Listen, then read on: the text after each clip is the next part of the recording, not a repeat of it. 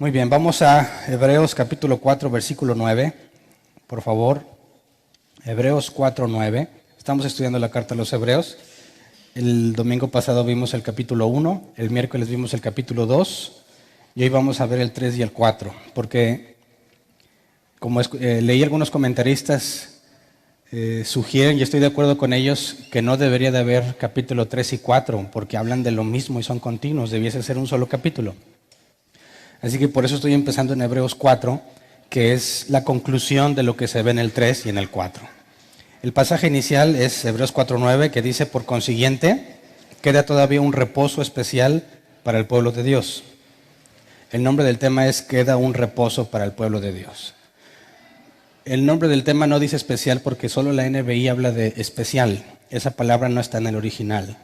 El original solo dice que hay un reposo para el pueblo de Dios. Y la idea es analizar qué significa este reposo a la luz de las Escrituras. Porque si queda un reposo para el pueblo de Dios, yo creo que en mi experiencia y en algunos, quizás en muchos otros, es muy fácil confundirte entre lo que nosotros hacemos como iglesia y lo que los israelitas hacían como pueblo de Dios. Y es muy común que el cristiano se confunda al determinar quién es el pueblo de Dios. Por ejemplo, muchos cristianos tienen a los judíos ortodoxos en un pedestal especial y les llaman el pueblo de Dios. Y hasta les ayudan económicamente para construir el tercer templo, ¿verdad? Y dicen, es que son el pueblo de Dios. Pero bíblicamente hablando, todo aquel que niega a Jesucristo no puede pertenecer a Dios, al pueblo de Dios. Es imposible que los judíos ortodoxos, aquellos que niegan a Jesús, los que tratan de construir el tercer templo, es imposible que sean el pueblo de Dios porque niegan a Jesucristo. Y si tú niegas a Jesús, que es el mismo Dios, no puedes formar parte del pueblo de Dios. De hecho, la Escritura nos habla de que Israel fue endurecido en parte. Y llegará un momento, que más adelante lo veremos, en el que ese endurecimiento será quitado por Dios. Entonces, cuando hablamos del pueblo de Dios, no podemos hablar de los judíos ortodoxos, porque el simple hecho de querer construir el tercer templo demuestra que no creen en el nuevo pacto instituido por Jesús, el pacto de la gracia. Y al querer construir el templo, quieren oficiar lo que la ley de Moisés pedía, haciendo a un lado todo el Nuevo Testamento.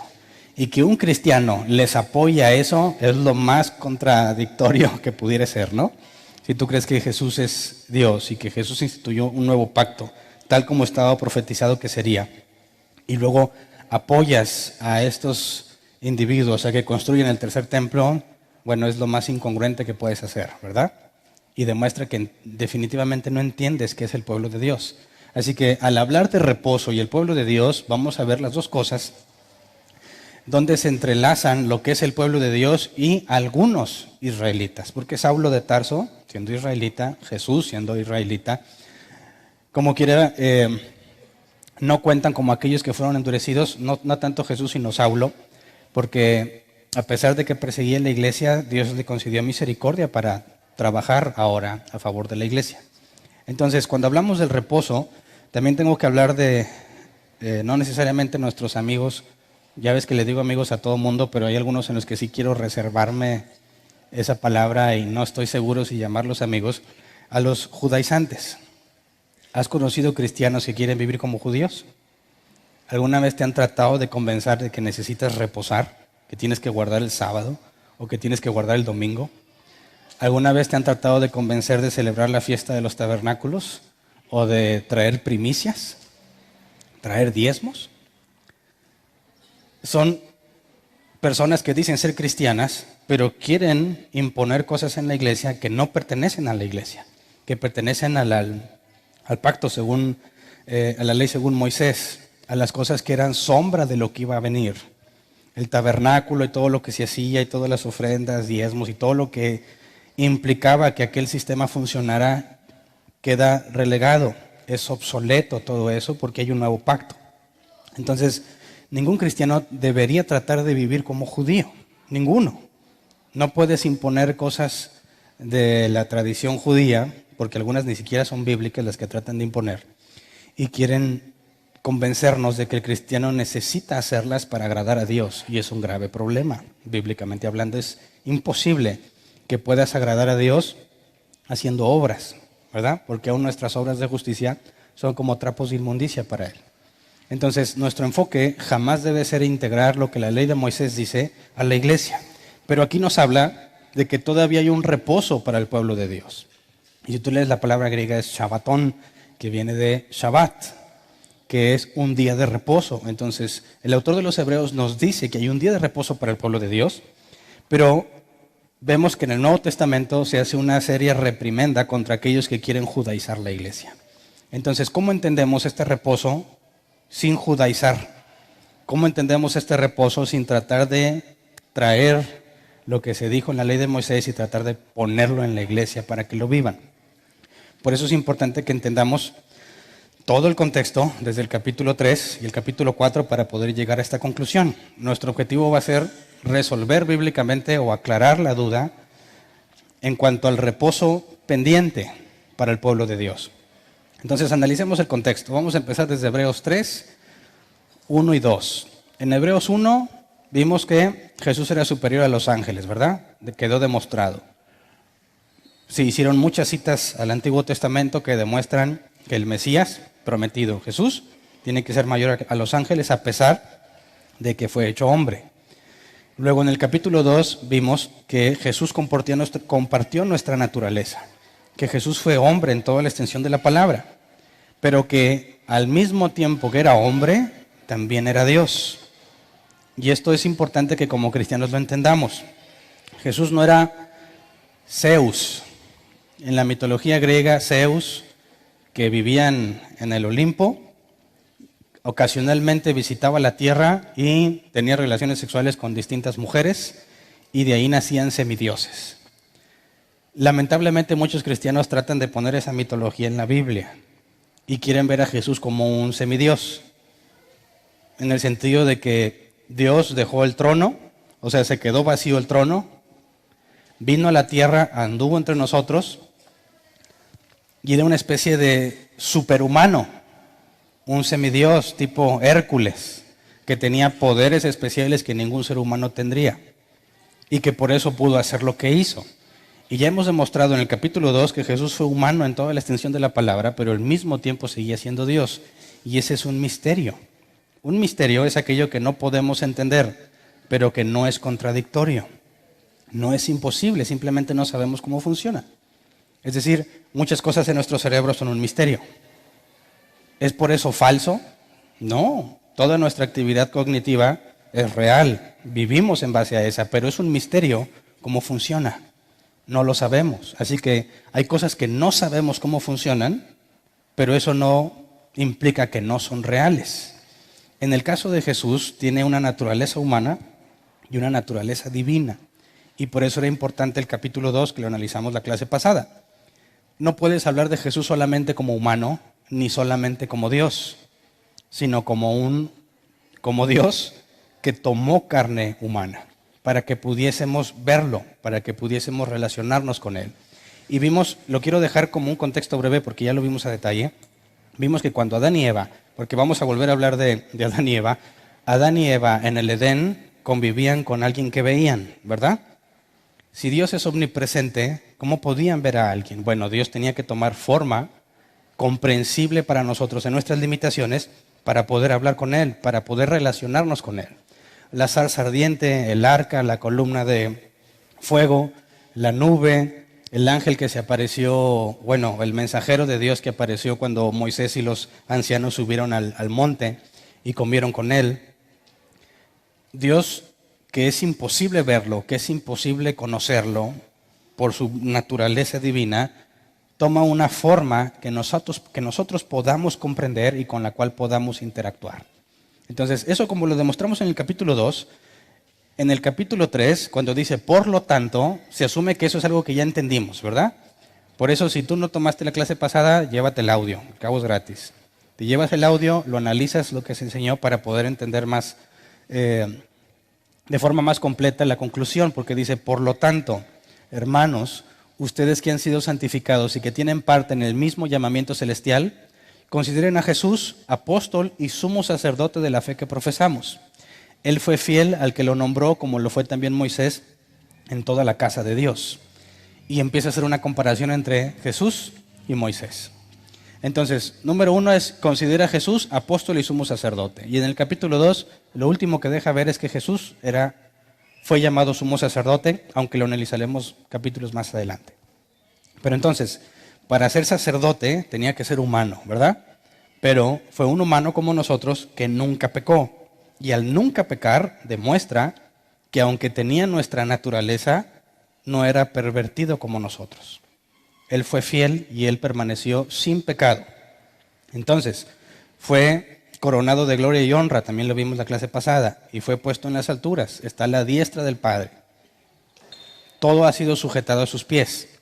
Entonces, si tratáramos de hacer una comparación entre Jesús y Moisés, ¿Jesús y Moisés son iguales o no? Para nosotros sería una comparación simple, ¿no? Pues determínalo de manera sencilla.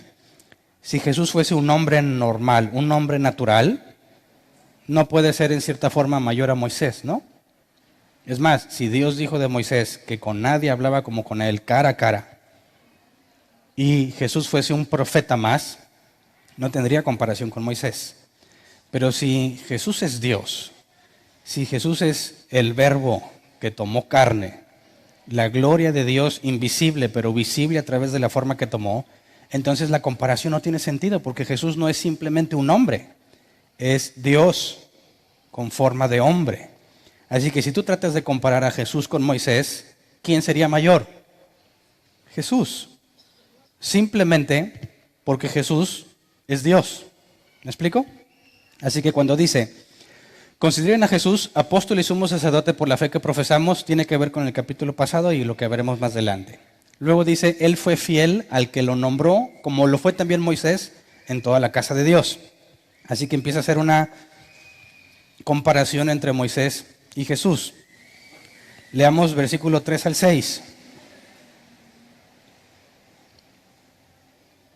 Dice, de hecho Jesús ha sido estimado digno de mayor honor que Moisés, así como el constructor de una casa recibe mayor que la casa misma. Porque toda casa tiene su constructor, pero el constructor de todo es Dios. Moisés fue fiel como siervo en toda la casa de Dios para dar testimonio de lo que Dios diría en el futuro. Cristo, en cambio, es fiel como hijo al frente de la casa de Dios, y esa casa somos nosotros, con tal que mantengamos nuestra confianza y la esperanza que nos enorgullece. Entonces, desglosemos un poco cada uno de estos versículos para verlo un poco más a detalle. De entrada nos dice que Jesús es estimado como digno de mayor honor que Moisés. Para nosotros es claro, para un judío ortodoxo es ofensivo. No sé si alguna vez has hablado o leído a los judíos ortodoxos la forma tan despectiva con la que se expresan de Jesús. El colgado, el idólatra, el falso. Tienen muchos nombres despectivos para Jesús. Aseguran que no existió, que es una farsa, pero como quiera tratan de, con el Nuevo Testamento, demostrar que Jesús no es quien dijo ser. Y se contradicen. Si es una farsa, no tienes por qué citar el Nuevo Testamento para tratar de mostrar que es falso, ya que todo el Nuevo Testamento sería falso. Pero se expresan de forma muy denigrante hacia Jesús.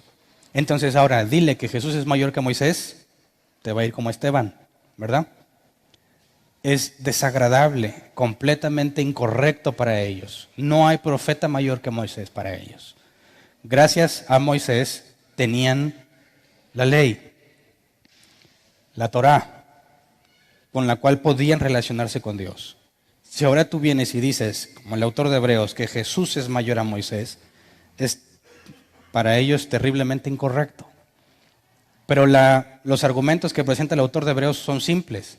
Si Jesús es Dios, es mayor a Moisés, ¿verdad? Moisés fue fiel en la casa de Dios, pero dice que Jesús es fiel sobre la casa de Dios, al frente. Leamos la Reina Valera 60, de esos mismos pasajes, porque utiliza las palabras tal cual en el original. Porque en cuanto a Moisés, dice Moisés, a la verdad fue fiel en toda la casa de Dios como siervo, fiel en la casa de Dios, en las cosas dentro de la casa de Dios, para testimonio de lo que se iba a decir. Y gracias a Dios más adelante el autor de Hebreos nos va a explicar todo lo que se hacía en el tabernáculo. De manera que cuando a Moisés se le dijo, construye un tabernáculo de acuerdo al modelo que te mostré, implica que lo que Moisés, no Moisés directamente, lo que Moisés mandó construir y que Dios llenó de su espíritu a algunos para que lo hicieran, todo eso es una copia de lo que realmente está en el cielo. Entonces, todos los sacrificios, incluso las divisiones del lugar santísimo, el lugar santo y el atrio, y todos los protocolos que había para poder entrar al lugar santísimo y hacer expiación por el pueblo una vez al año, todo eso apuntaba no a algo que sucedía actualmente en sus tiempos, sino algo que sucedería. Y el autor de Hebreos nos explica que Jesús fue, una vez resucitado, Jesús se presentó en ese templo, el que no fue hecho de manos, o sea, no el de Moisés, no es que Dios se lo llevara allá arriba, sino en el original, al que se le permitió ver a Moisés para construir una copia. Entró en el original e hizo lo que los sacrificios de animales apuntaban a que sucedería. Entonces nos dice, Moisés fue fiel en la casa de Dios, en todo lo que se iba a decir al futuro, en una forma de decirle al pueblo, esto es lo que sucederá en algún momento determinado. Y luego nos dice de Jesús, siguiente pasaje por favor, el 6, pero Cristo como hijo sobre su casa. Así que Moisés en la casa, ¿verdad? Fue fiel. Y Jesús sobre la casa. De manera que tiene más honor el que construye la casa que el que la cuida. Si Jesús es Dios, como nos lo decían en Hebreos 1, versículo 2, pongamos 1, 2 y 3.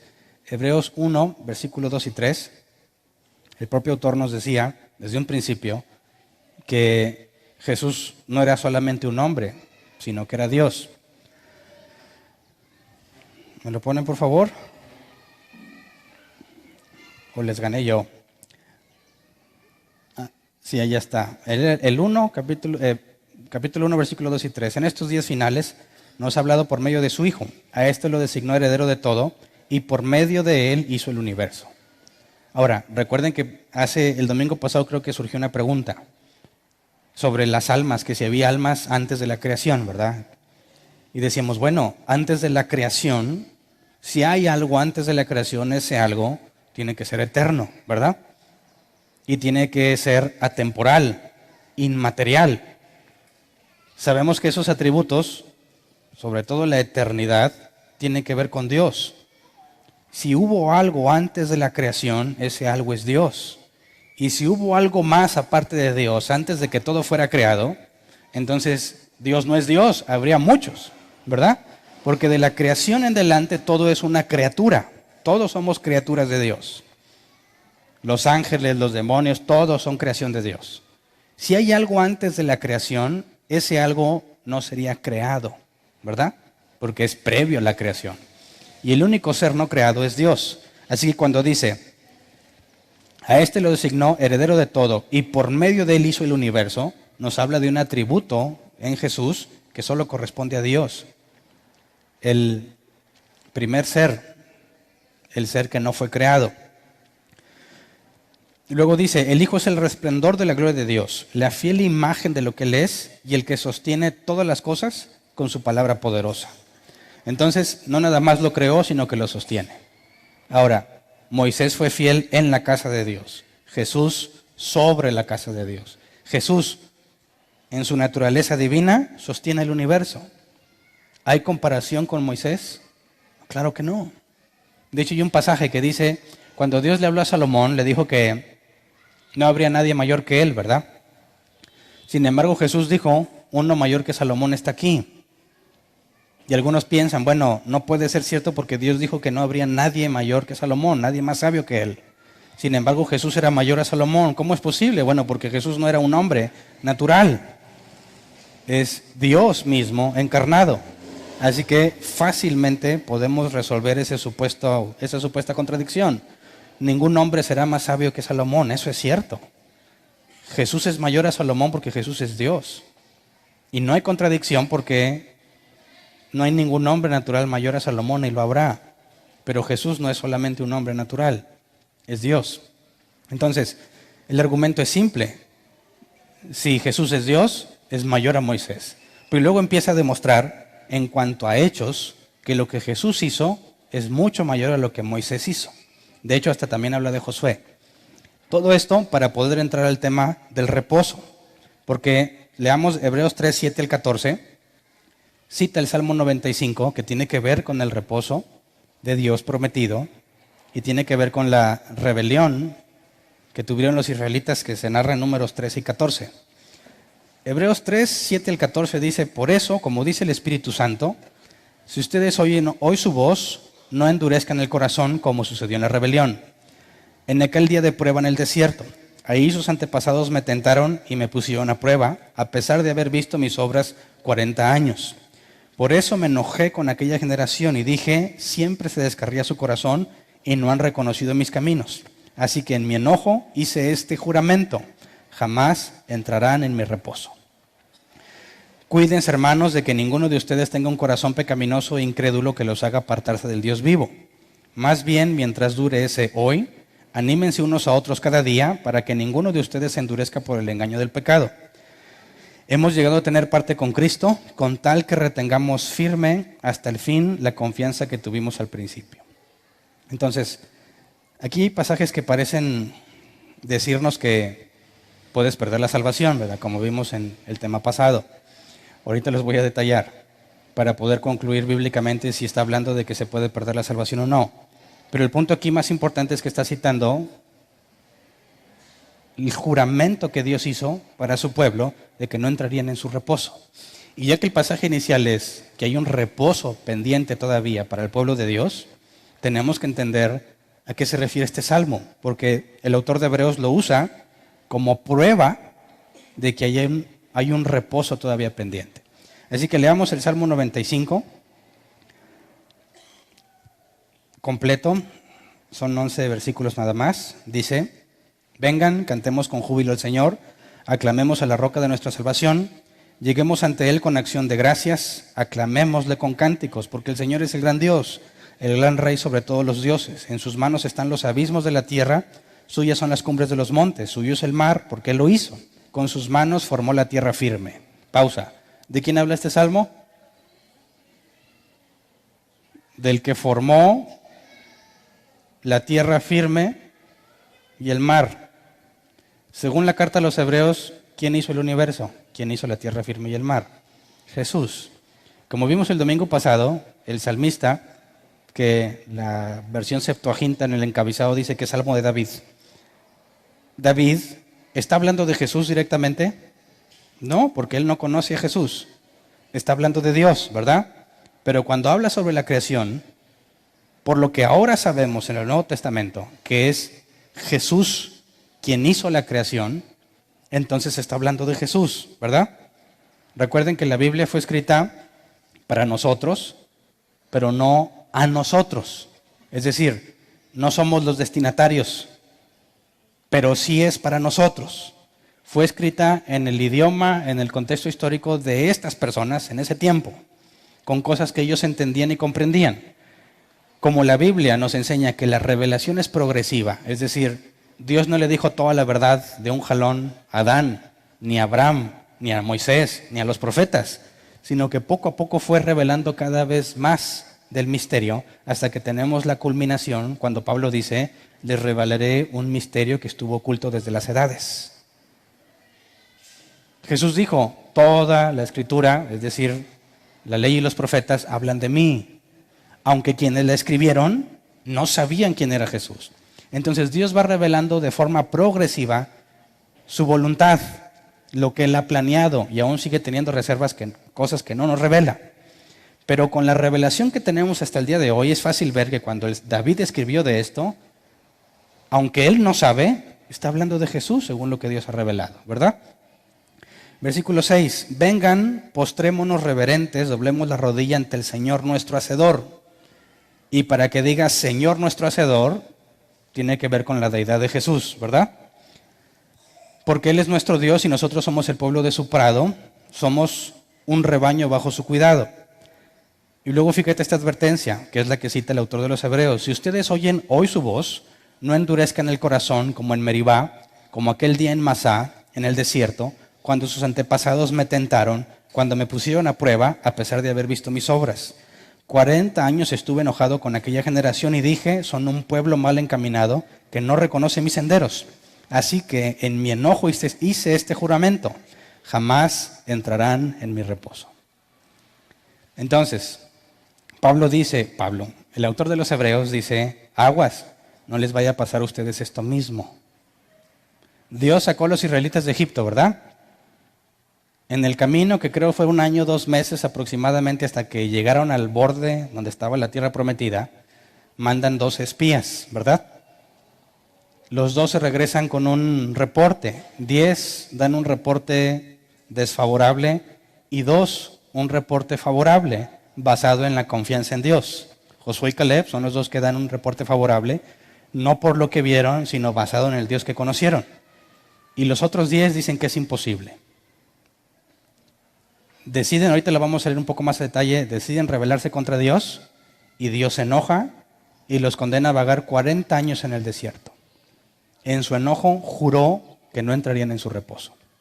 Entonces, la advertencia que nos dice el autor de Hebreos nos dice que ya que con ellos sucedió así, que si te fijas el autor de Hebreos dice que en el lugar, ¿me pones por favor Hebreos 3, 7 al 14?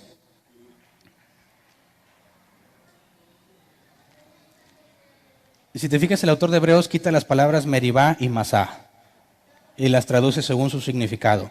Pero dice, por eso, como dice el Espíritu Santo, si ustedes oyen hoy su voz, no endurezcan el corazón, como sucedió en la rebelión en el día de prueba en el desierto. Pausa. Fíjate de entrada cómo, aunque es salmo de David, ¿a quién se lo atribuye? Al Espíritu Santo, ¿verdad? ¿Quién es el autor de la Escritura? El autor intelectual, el Espíritu Santo, Dios. El autor material, quien lo vino escribiendo en este caso, fue David. El autor reconoce que es el Espíritu Santo quien inspira a David y lo hace escribir eso. Así que demuestra que es Dios quien lo está diciendo, ¿verdad? Si ustedes oyen hoy su voz, no endurezcan el corazón como sucedió en la rebelión en el día de prueba en el desierto. Y no está ni Meribá ni Masá, ¿verdad? Pero resulta que Meribá se traduce como lugar de contienda y Masá como lugar donde se rebelan. Así que está diciendo que la rebelión y el día de prueba hace referencia a lo que sucedió en Meribá y en Masá. Así que no es que esté trastocando la escritura, ¿verdad? Está usando el significado de esas palabras. En su enojo dice que jamás los dejará entrar en su reposo. Vamos a Números 14, 28 al 35. Números 14, 28 al 35, donde vemos ese enojo.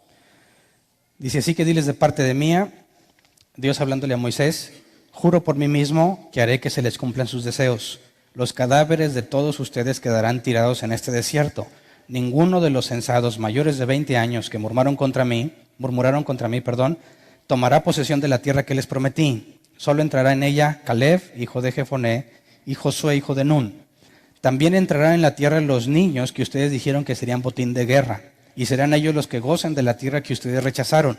Pero los cadáveres de todos ustedes quedarán tirados en este desierto. Durante 40 años los hijos de ustedes andarán errantes por el desierto. Cargarán con esta infidelidad hasta que el último de ustedes caiga muerto en el desierto. La exploración del país duró 40 días, así que ustedes sufrirán 1 año por cada día. 40 años llevarán a cuesta su maldad y sabrán lo que es tenerme por enemigo. Yo soy el Señor y cumpliré al pie de la letra todo lo que anuncié contra esta perversa comunidad que se atrevió a desafiarme. En este desierto perecerán, morirán aquí mismo. Ahora, ¿dónde está el amor de Dios que predican muchos en este pasaje?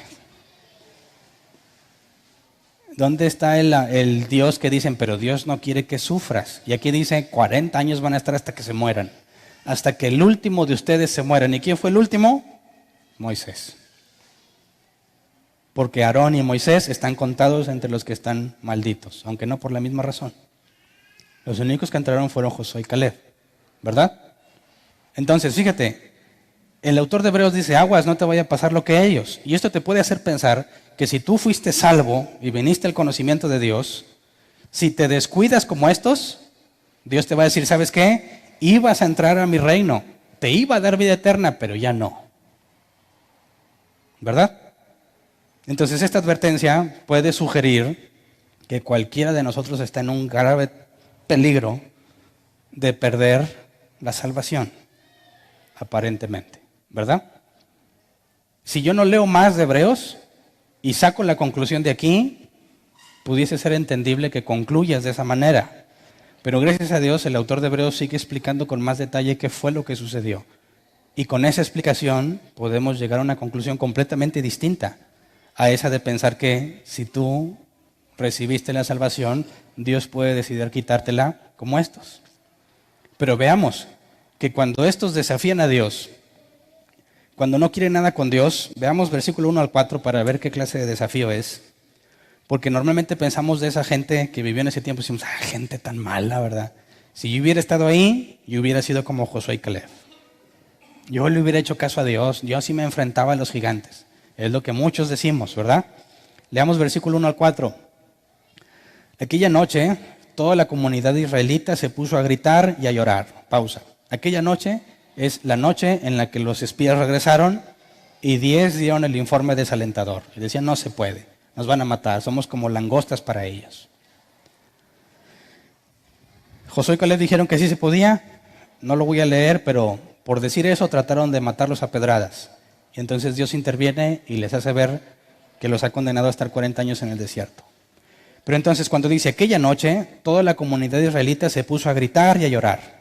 En sus murmuraciones contra Moisés y Aarón, la comunidad decía, ¿cómo quisiéramos haber muerto en Egipto? Más nos valdría morir en este desierto. ¿Para qué nos ha traído el Señor a esta tierra? Para morir atravesados por la espada y que nuestras esposas y nuestros niños se conviertan en botín de guerra. ¿No sería mejor que volviésemos a Egipto? Y unos a otros se decían, escojamos un cabecilla que nos lleve a Egipto. Ahora, ¿te identificas con estos pasajes? ¿O eres demasiado santo? ¿Alguna vez te pasó por la mente? Quizás ahora no, pero ¿alguna vez te pasó por la mente? ¿Estaba mejor antes de ser cristiano? ¿Sí? ¿Alguna vez te pasó por la mente decir, ay, si pudiera ir al baile como iba antes? Ay, si pudiera fumarme uno como antes. Cuando vas manejando y te dan un cerrón, algunos dicen, ay, ojalá pudiese desahogarme como antes. Y se la pasan añorando lo que antes hacían. ¿Verdad? ¿No es idéntico a esto? Es exactamente lo mismo y yo creo que muchos de nosotros hemos pasado por una situación similar, muy parecida a esta, en la que decides, ¿sabes qué? Esto no está funcionando. Esto del cristianismo no funciona. No puedo, por más que lo intento, no se puede, lo que Dios me pide es imposible, me regreso a donde estaba. Bueno, ¿cómo reaccionó Dios con ellos ante eso? ¿Hasta cuándo van a desafiarme? Y dice que ahora van a ser sus enemigos. Y por eso los condena a morir en el desierto. Y no de inmediato. Andarán 40 años en el desierto, moviéndose de un lugar a otro, sin rumbo definido, de aquí para allá, sin objetivo, sin propósito, esperando a que te mueras. Porque Dios se molestó contigo. ¿Qué tan serio es el pecado?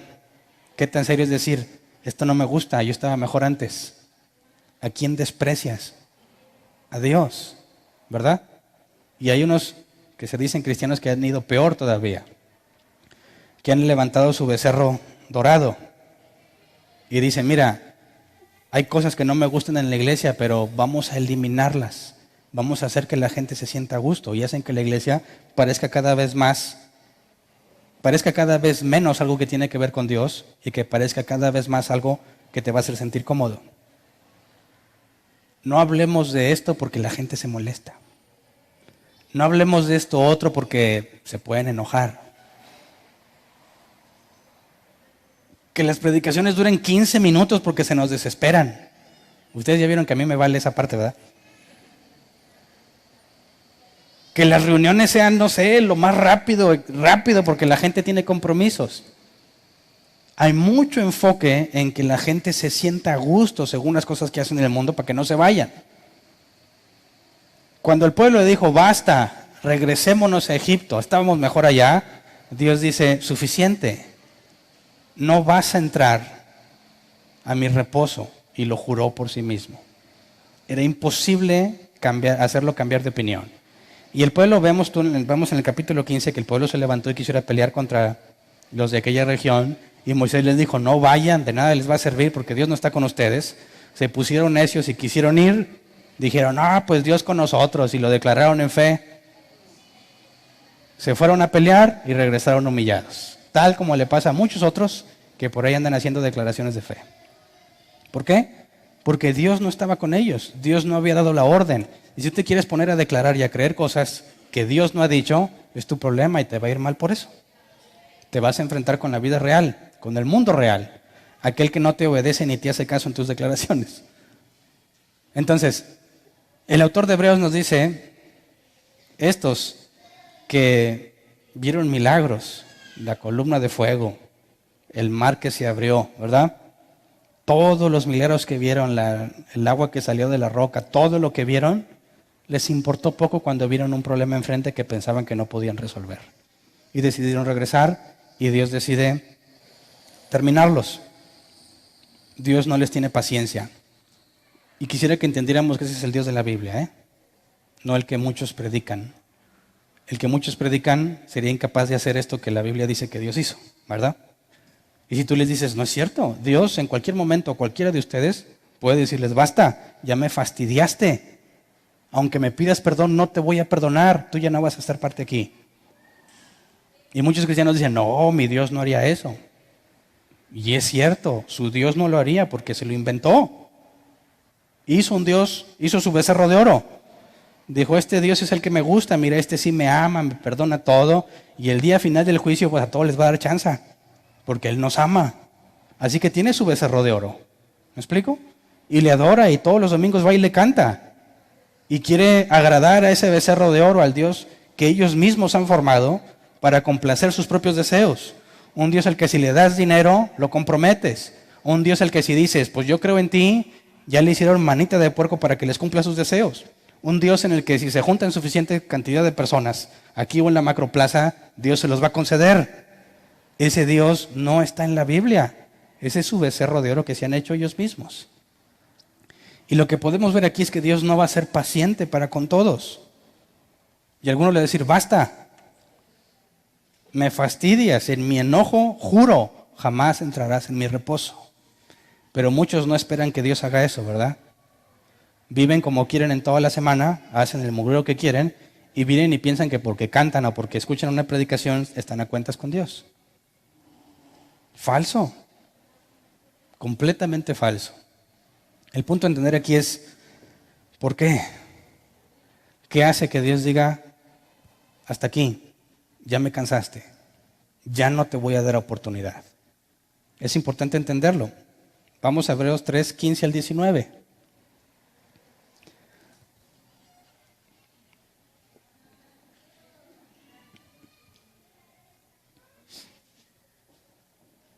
Dice, como se acaba de decir, si ustedes oyen hoy su voz, no endurezcan el corazón como sucedió en la rebelión.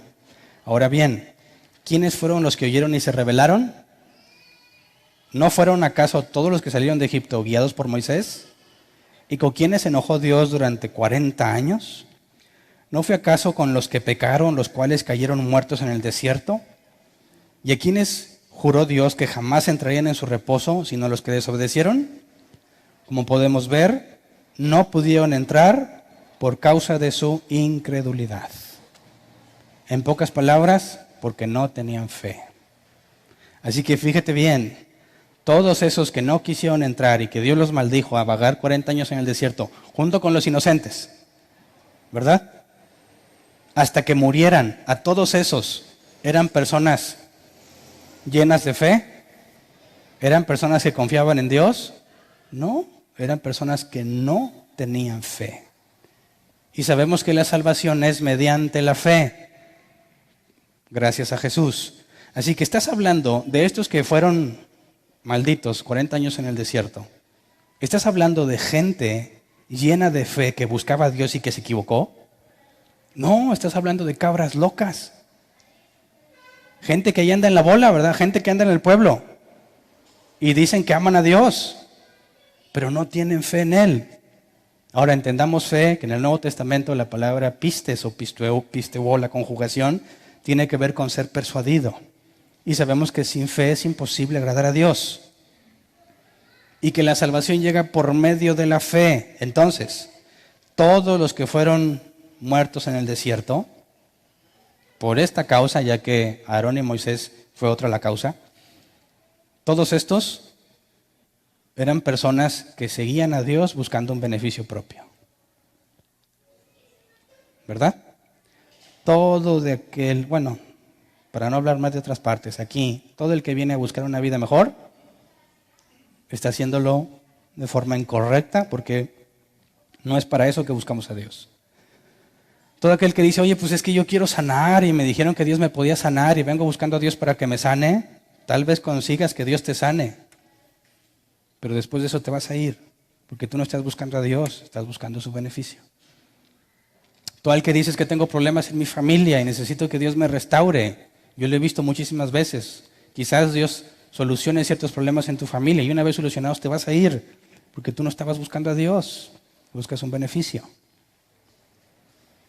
Y todos los que buscaban a Dios con tal de entrar a la tierra prometida y la vieron difícil y ya no quisieron, Dios dice, todos ustedes se van a morir. Jamás entrarán en mi reposo. ¿Porque Dios cambió de opinión? No, porque nunca tuvieron fe. Así que aquella persona que ha nacido de nuevo, que tiene fe, ¿le pasará esto? Claro que no, le pasará como a Josué y Caleb. ¿Me explico? Que aunque todos los que estén aquí estén buscando a Dios para un beneficio propio, Dios siempre se reserva un remanente. Alguien que lo busca a Él por quien es. Por quién es Él, no por lo que le da. Josué y Caleb tenían, no lo vamos a alcanzar a leer hoy, dice, el espíritu que está en ellos es diferente. ¿Cuál sería ese? El Espíritu Santo. En eso radica la diferencia entre un cristiano real y una cabra loca, el Espíritu Santo. ¿Y qué es lo que hace el Espíritu Santo en el creyente? Lo hace perseverar. Cuando se equivoca, le hace ver que está mal y le muestra el camino correcto. Le recuerda lo que Jesús enseñó, fue lo que Jesús dijo, que para eso era el Espíritu Santo. Cada que pecas y lo haces de manera vergonzosa, como todos los pecados son, ¿qué te hizo volver a buscar a Dios? Si sabes que no lo mereces. Aquel que se humilla ante Dios y reconoce que no merece nada de Él, y sin embargo lo busca, no puede estar buscando bienestar. El que busca bienestar dice así, ¿sabes qué, Dios? Pequé, ya no soy digno de ti, así que pues ya mejor ni oro. ¿Para qué oro? Si yo sé que no me lo merezco. ¿Verdad? Bueno, ¿qué demuestra ese pensamiento? Que él pensaba que había un intercambio. Yo me porto bien y tú me bendices. Ya que sé que no me porto bien, pues ni para qué te hablo, ya sé que no me vas a bendecir. Así que ¿para qué buscaba a Dios? Para obtener un beneficio. ¿Eso es fe? No, oye, pero declaraba con fe. No la fe bíblica. Pero creía en Dios, los demonios creen y tiemblan. Y como quiera no se salvan. Ser persuadido, según la Biblia, fe, ser persuadido tiene que ver con argumentos y evidencias. Si tú tienes esa persuasión, si Dios te convenció, significa que naciste de nuevo porque tú sabes que no eres el mismo. Que ya no haces las cosas que hacías ni deseas las cosas que antes deseabas. Fuiste renovado en tus obras y en tus deseos, en tu mente. Tu enfoque es agradar a Dios y cuando pecamos, ¿por qué acudimos a Dios? Porque lo queremos a Él y no queremos estropear la relación que había entre nosotros. Y si su Espíritu Santo está en nosotros, vamos a ver más adelante que dice que podemos entrar confiadamente al trono de la gracia para recibir misericordia. Así que cuando tú pecas y piensas que ya no mereces y ya no oras porque Dios ya no te va a bendecir, quedas en evidencia de que no estás buscando a Dios, sino lo que te da. Y la advertencia es esta, no hagas lo mismo que estos. Pero lo dice a los hebreos, a una iglesia o a varias, sí, también se los digo a ustedes, es la misma advertencia. Si alguno de nosotros viene buscando un beneficio de parte de Dios, en lugar de buscar a Dios por quien es, puedes caer en esta misma condenación. ¿Cómo lo sé? Jesús dijo, y lo he dicho muchas veces, Jesús dijo, en aquel día me dirán, Señor, Señor. En tu nombre echamos fuera demonios, etcétera, etcétera. Apartaos de mí, hacedores de maldad. Eso demuestra que la gente que estuvo entre los israelitas buscando un beneficio de Dios, esa misma actitud sigue presente hoy en día. Personas que se hacen pasar por ovejas y se esfuerzan para que mientras los veamos parezcan cristianos. Pero cuando están en sus casas, con sus familias, cuando nadie los ve, son como realmente son. Y la Biblia nos advierte sobre ellos. Así que dices, oye, ¿esta advertencia para quién es? Se lo dice a los cristianos, porque Dios podría cambiar de opinión y ya no dejarte entrar. No, la advertencia es para las cabras locas que piensan que pueden engañar a Dios. Y en el día de la prueba, en el día en que vas a tener que demostrar si realmente amas a Dios o si amas lo que te da, no vas a poder avanzar. Vas a fracasar la prueba, ya no te vas a congregar. Así de simple. ¿Has conocido alguna persona que se congregó, parecía cristiano y ahorita anda en el mundo como si nada? Levanta la mano. Oye, ¿ustedes qué clase de amigos tienen entonces? Hay muchos, muchísimos. Estaban en la iglesia, parecía que le echaban ganas y ahora los ves en el mundo como si nunca hubieran conocido de Dios y no los ves sufriendo, felices, orgullosos, suben sus fotos a Facebook, aquí con no sé quién y vino, cerveza, tecate y una sonrisota.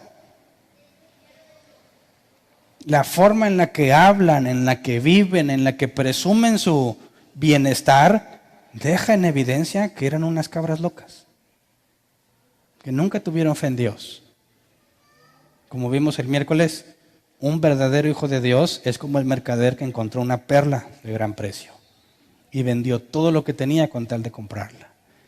Es como el que arando se encontró un tesoro y vendió todo lo que tenía para comprar ese terreno y quedarse con el tesoro.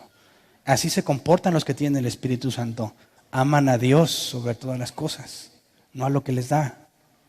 Así que esta advertencia será para los cristianos, aquellos que tienen fe y que se esfuerzan por vivir como Dios quiere, o para las cabras locas como los israelitas, que cuando se confrontan con que ya no van a tener lo que les prometieron y se quieren ir, ¿sabes qué? Te vas a ir. Dios, como leímos, les voy a hacer como ellos quieren, les voy a conceder lo que piden. ¿Qué le dijo Jesús a Judas? Ve y haz lo que decidiste hacer. Pero a Pedro le dijo, he rogado para que tu fe no falle.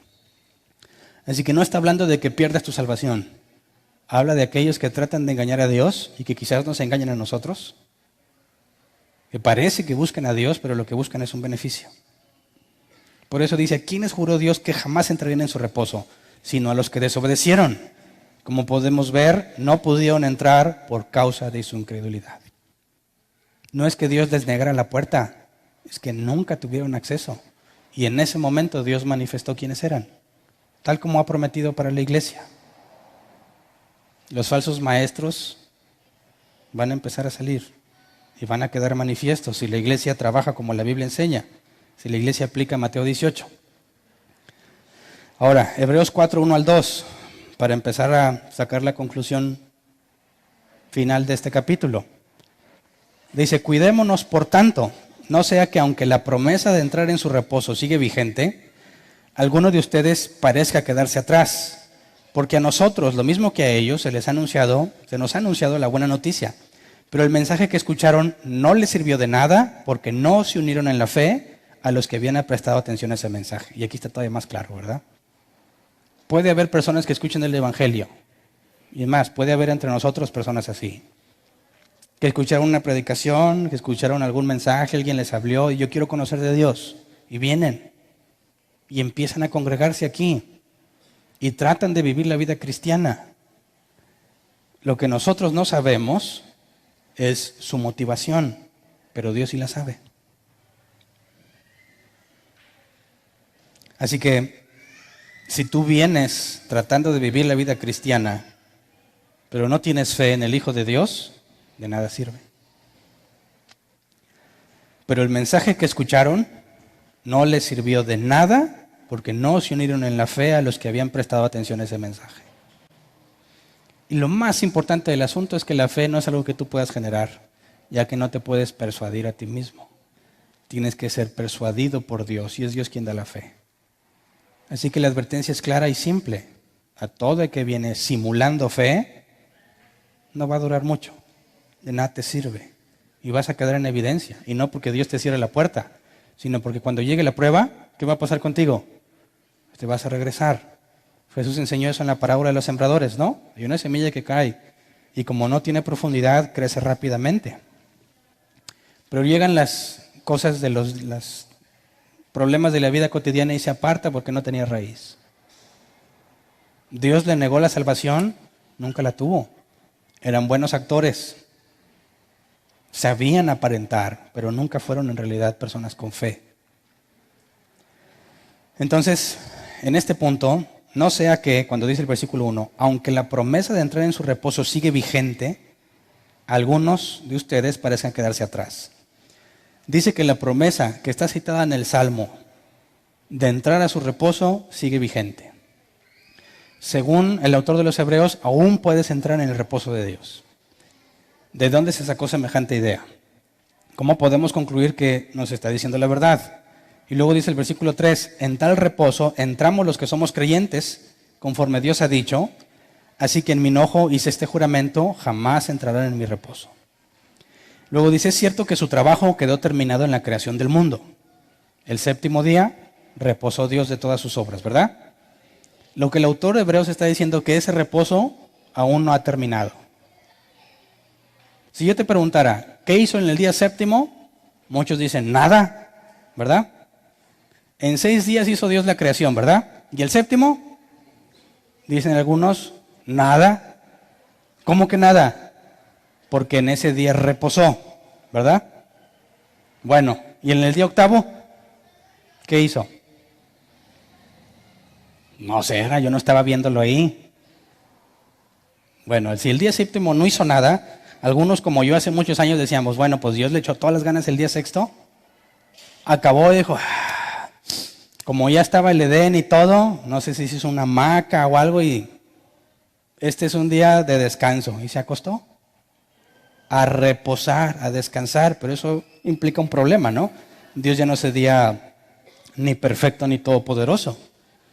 Ya no sería perfecto porque le hacía falta descansar, o sea, que le faltaba algo. Y ya no sería todopoderoso porque como se cansó ya no pudo seguir. Entonces, no podría ser el Dios de la Biblia el que se pone a no hacer nada en el día séptimo para reponerse. No puede hablar de eso. Y si no sabemos qué hizo en el octavo, en el noveno, ¿qué hace hoy? ¿Sigue reposando o no? A ver, hagamos una pregunta simple. Hasta aquí, hasta lo que hemos leído. Levante la mano el que dice, Dios sigue reposando, desde el día séptimo hasta ahorita. No le saque, éntrele. La cámara no los va a tomar. 1, o ya se arrepintió. 1, bien. ¿Nada más 1? 2, 3, 4 y más o menos, ¿verdad? Porque disimuladamente le hace así como que no me comprometo mucho. Ok, levante la mano el que dice, Dios reposó el día séptimo y se acabó.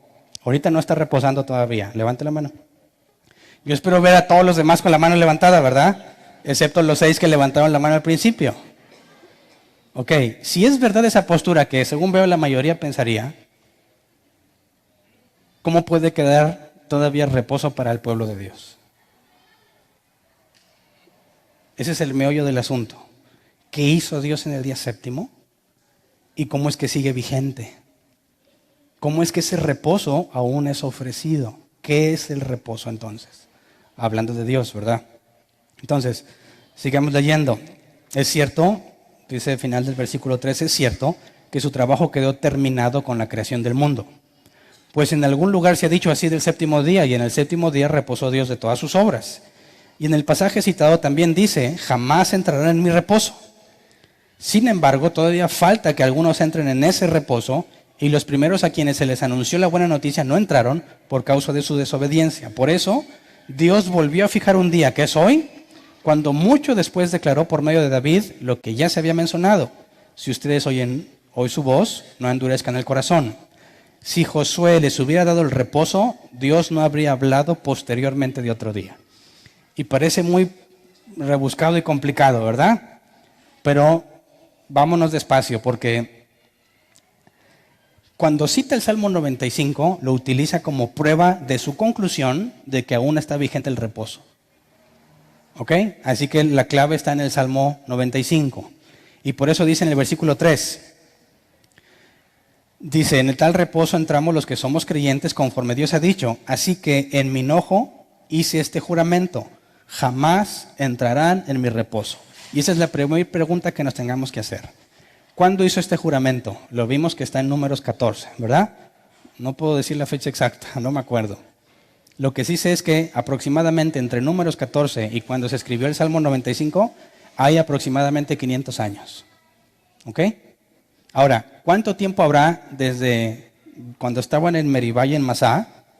¿Cuánto tiempo hay desde ahí y el séptimo día en el que Dios reposó?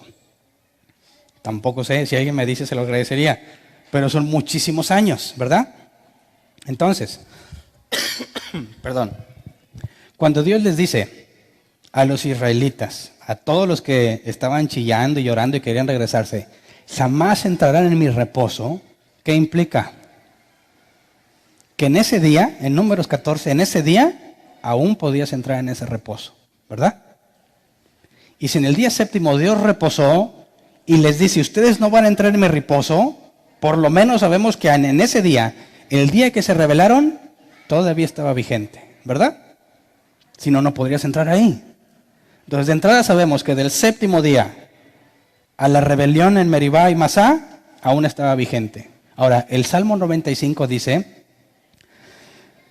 si ustedes oyen hoy su voz, no endurezcan el corazón, ¿verdad? Para que no les pase lo que a ellos y no entren en el reposo. 500 años aprox después de la rebelión, David sigue diciéndoles, no cometen el mismo error que ellos para que puedan entrar. ¿A dónde? Al reposo. Entonces, estaba vigente en Números 14 y en tiempos de David seguía vigente. Entonces, ¿qué es el reposo? ¿Qué hizo Dios el día séptimo? Yo pienso que si resolvemos ese punto, podemos entender cuál es el que queda para nosotros, ¿no? Que es el tema central. Así que vamos a Génesis 2, del 1 al 3. Génesis 2, del 1 al 3, dice, así quedaron terminados los cielos y la tierra y todo lo que hay en ellos. Al llegar el séptimo día, Dios descansó porque había terminado la obra que había emprendido.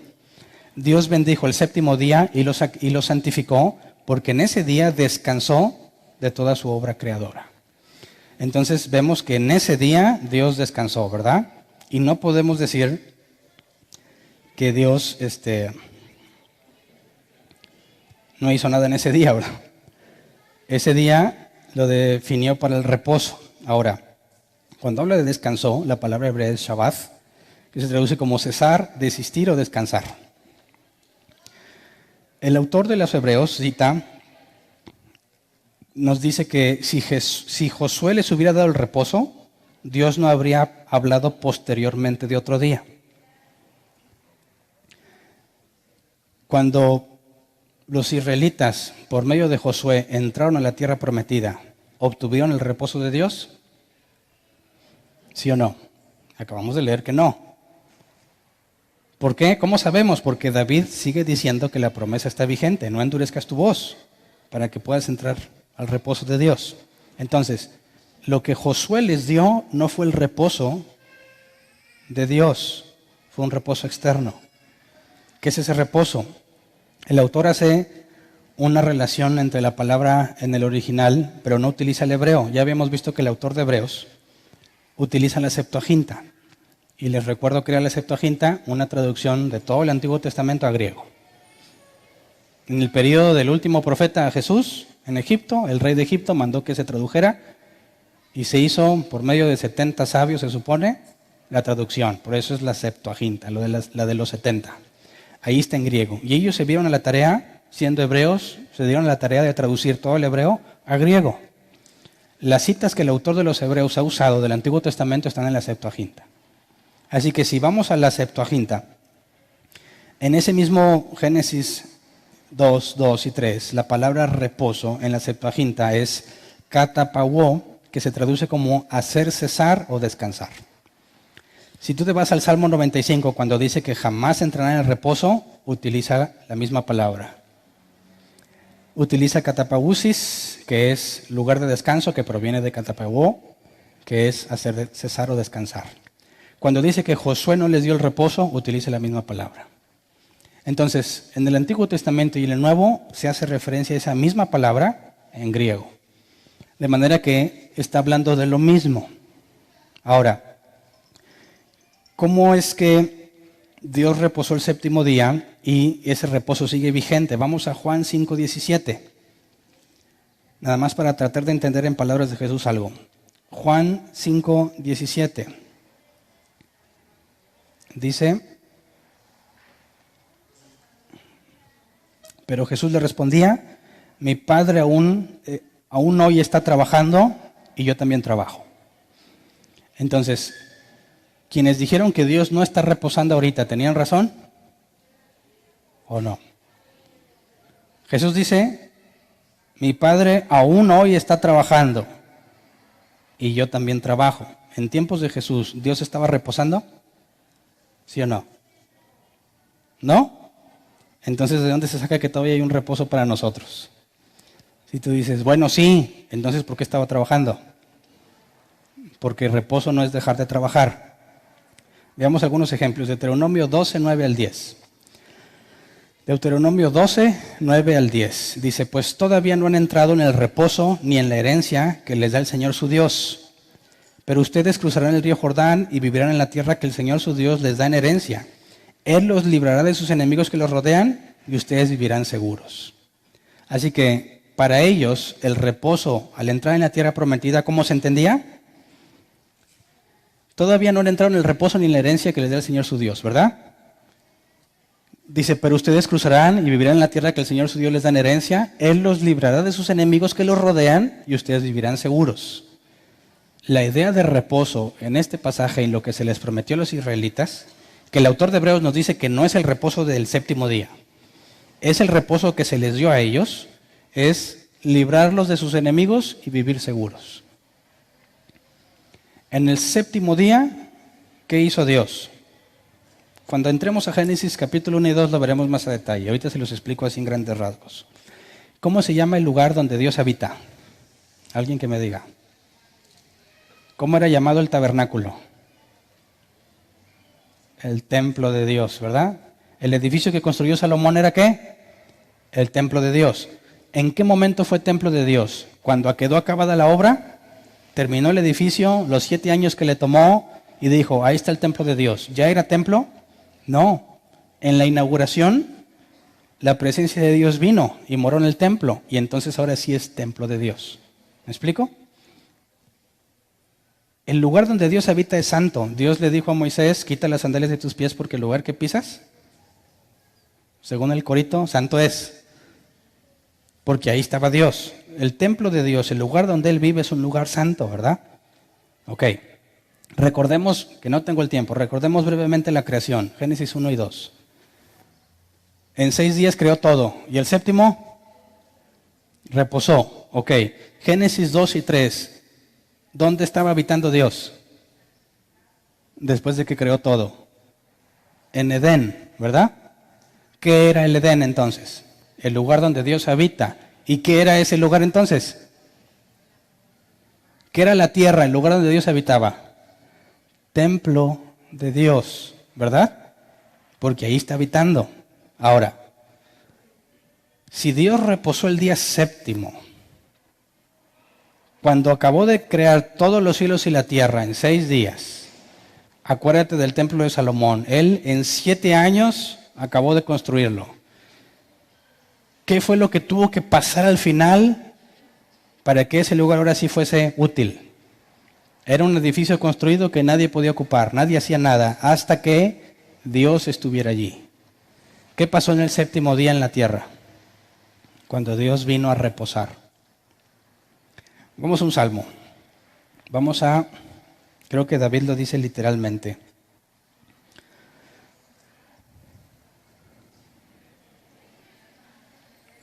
Vamos al Salmo 132, versículos 7 y 8.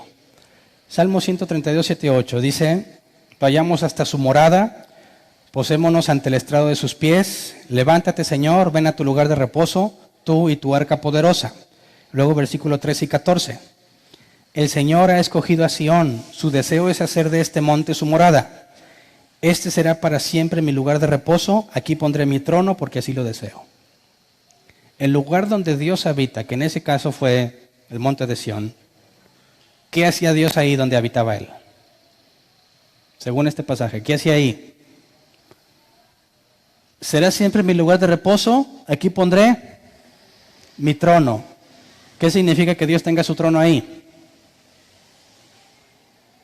¿Qué hace el rey en su trono? Cosas de reyes, ¿verdad? Juicio, sentencias, dictámenes, lo que sea. Ok, ¿qué hace Dios? ¿Qué hacía Dios en su templo? ¿Por qué tenías que ir ahí? ¿Te acuerdas que cuando Salomón inauguró el templo dijo Dios, todo el que venga al templo a orar, que se lo concedas? ¿Por qué ahí? Porque ahí estaba Dios. ¿Y qué hacía Dios ahí? Gobierna, ¿verdad? ¿Qué hacía Dios en el Edén? ¿Qué hacía? ¿Qué le dijo a Adán y Eva? Ustedes van a enseñorear sobre la tierra. ¿Y dónde estaban ellos? En el templo de Dios. Toda la tierra era casa de Dios, ¿verdad? ¿Qué hizo Dios el día séptimo entonces? Vino e hizo la tierra su morada y desde ahí gobernaba. Y Adán y Eva que vivían con él, los nombró gobernadores de todo. ¿Qué pasó después de que Adán y Eva comen del fruto del árbol? Los expulsa. ¿Qué significa eso? Ya no puedes entrar al lugar santísimo. Ya no puedes entrar a la presencia de Dios. Cuando dice que Caín y Abel le llevaban ofrendas, ¿a dónde les llevaban? Cuando Salomón construyó el templo, ¿a dónde tenías que llevar las ofrendas? Fíjate bien, el día séptimo, el día en que Dios reposa, es lo mismo que sucedió en la inauguración del templo cuando Dios vino. Desde ahí Dios controla todas las cosas. ¿Por qué llevar el arca del pacto era terror y sinónimo de victoria? ¿Quién estaba ahí? Se supone que la presencia de Dios. ¿Y qué hacía desde ahí? Gobernaba. Y si llevabas el arca, llevabas el trono a pelear con Dios mismo en el lugar donde Él gobierna, es imposible vencerlo. Ahora entendamos, si el reposo de Dios a los israelitas se les dice, tendrán paz con sus enemigos, ¿verdad? Habitarán en la tierra tranquilos. Vamos a Josué 11:23. Dice, así logró Josué conquistar toda aquella tierra conforme a la orden que el Señor le había dado a Moisés y se le entregó como herencia al pueblo de Israel, según la distribución tribal. Por fin aquella región descansó de las guerras. Y aquí la misma palabra reposo. Cuando tú analizas, y son muchísimas las ocurrencias de la palabra reposo en el Antiguo Testamento, todas tienen que ver con paz, tranquilidad, ausencia de guerra, orden y gobierno de Dios. Todas. ¿Qué es el reposo de Dios entonces? Es lo que perdió el hombre. El lugar donde Él está, en donde Él está y gobierna, ¿hay problemas? ¿Hay dificultades? ¿Hay hambre? ¿Dolor? ¿Llanto? Nada. ¿Qué se nos ha prometido en la iglesia? Que habitaremos con Él. Y cuando estemos allá, ¿qué va a pasar? No habrá llanto, ni dolor, ni tristeza, ni te quemará el sol. Habitaremos en su reposo, en su gobierno, en el orden que Él da, en la tranquilidad que es vivir con Él. ¿Me explico? Vayamos al contexto histórico. ¿Para qué eran los templos paganos? El templo a Zeus, ¿para qué era? ¿Quién se supone que vivía ahí? Zeus. Y cuando querías pedirle algo a Zeus, ¿a dónde ibas? Pues a donde él estaba. Y si tú te fijas, en la mitología griega, los templos tenían sus tronos, donde su deidad se sentaba. Para la idea de aquellos tiempos, hablar de un templo es el lugar donde no nada más los cristianos, no nada más los israelitas, aún los paganos tenían esos templos donde se pensaban que su rey Dios gobernaba desde ahí. Entonces, cuando hablamos del reposo que está pendiente, ¿habla de algún lugar en específico? No. Habla de estar con Él y la tranquilidad, paz, ausencia de dolor, ausencia de llanto, de sufrimiento. Todo lo que nos hace batallar en este mundo desaparece. Lo que perdimos en Edén, a la iglesia se le ha prometido recuperarlo. Así como Adán y Eva vivían en Edén con Él, en el reino milenial de Cristo, así viviremos con Cristo. ¿Cuál es el reposo que está pendiente que los israelitas no tuvieron? Josué les dio reposo externo, descansaron de muchas cosas. Pero ¿qué hizo todo ese pueblo? Todo se rebeló, todos se rebelaron. Si tú sigues leyendo, te vas a dar cuenta que Dios deshizo el pacto que tenía con ellos. Se acabó ese pacto porque todos fallaron al pacto. Entonces, cuando el autor de los Hebreos nos dice, vamos a Hebreos 4, 9 al 11, ya que el séptimo día reposó Dios, ¿verdad? Tomó control de todo. ¿Ese reposo se acabó? No, porque Él sigue teniendo control de todo.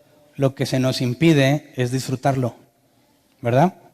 No tenemos el reposo de Dios. ¿Por qué? Porque no vivimos con Él. Oye, pero tenemos el Espíritu Santo. Sí, pero ¿qué es el Espíritu Santo? La garantía de la promesa. Es una probada de lo que experimentaremos. Pero no es la promesa en sí. ¿Me explico? Ahorita tenemos el Espíritu Santo y decimos, bueno, ¿podemos descansar en Dios? En muchas formas podemos descansar en Él, pero no es el reposo de Dios porque sigues peleando contigo mismo, ¿o no? Sigues sufriendo, sigues enfrentando adversidad. No parece, como vimos la clase pasada, no parece que todo esté sujeto bajo la mano de Dios. Es más, es evidente que está sujeto bajo la mano de Satanás. Lo que la Biblia enseña es que Jesús fue puesto por encima de todo principado, potestad y gobernador, aún por encima de Satanás. Así que aún lo que hace Satanás ahorita está bajo el control ¿de quién? De Dios, de Jesús. Satanás no está rebelado contra él, porque Jesús está en autoridad sobre él, por encima de todas las cosas. Pero llegará el día en que venga y va a acabar con el reino de la tierra de Satanás y lo van a aprisionar durante 1000 años. Nosotros no hemos experimentado el reposo de Dios aún. Pero lo que Dios hizo en el día séptimo con Adán y Eva, que fue interrumpido, la promesa es que puedes disfrutarlo. Puedes vivir ese mismo reposo que ellos experimentaron y que los israelitas no obtuvieron. Porque aunque se les dio tierra donde vivieron en paz un tiempo, se volvieron idólatras y paganos. En nuestro caso, dice Hebreos 4, 9 al 11, por consiguiente, queda todavía un reposo especial, según la NBI, para el pueblo de Dios. Porque el que entra en el reposo de Dios descansa también de sus obras, así como Dios descansó de las suyas. Esforcémonos pues por entrar en ese reposo para que nadie caiga al seguir aquel ejemplo de desobediencia. Entonces, el llamado es, nosotros ahorita no tenemos el reposo de Dios. Tenemos una prueba, una probadita de lo que puede ser.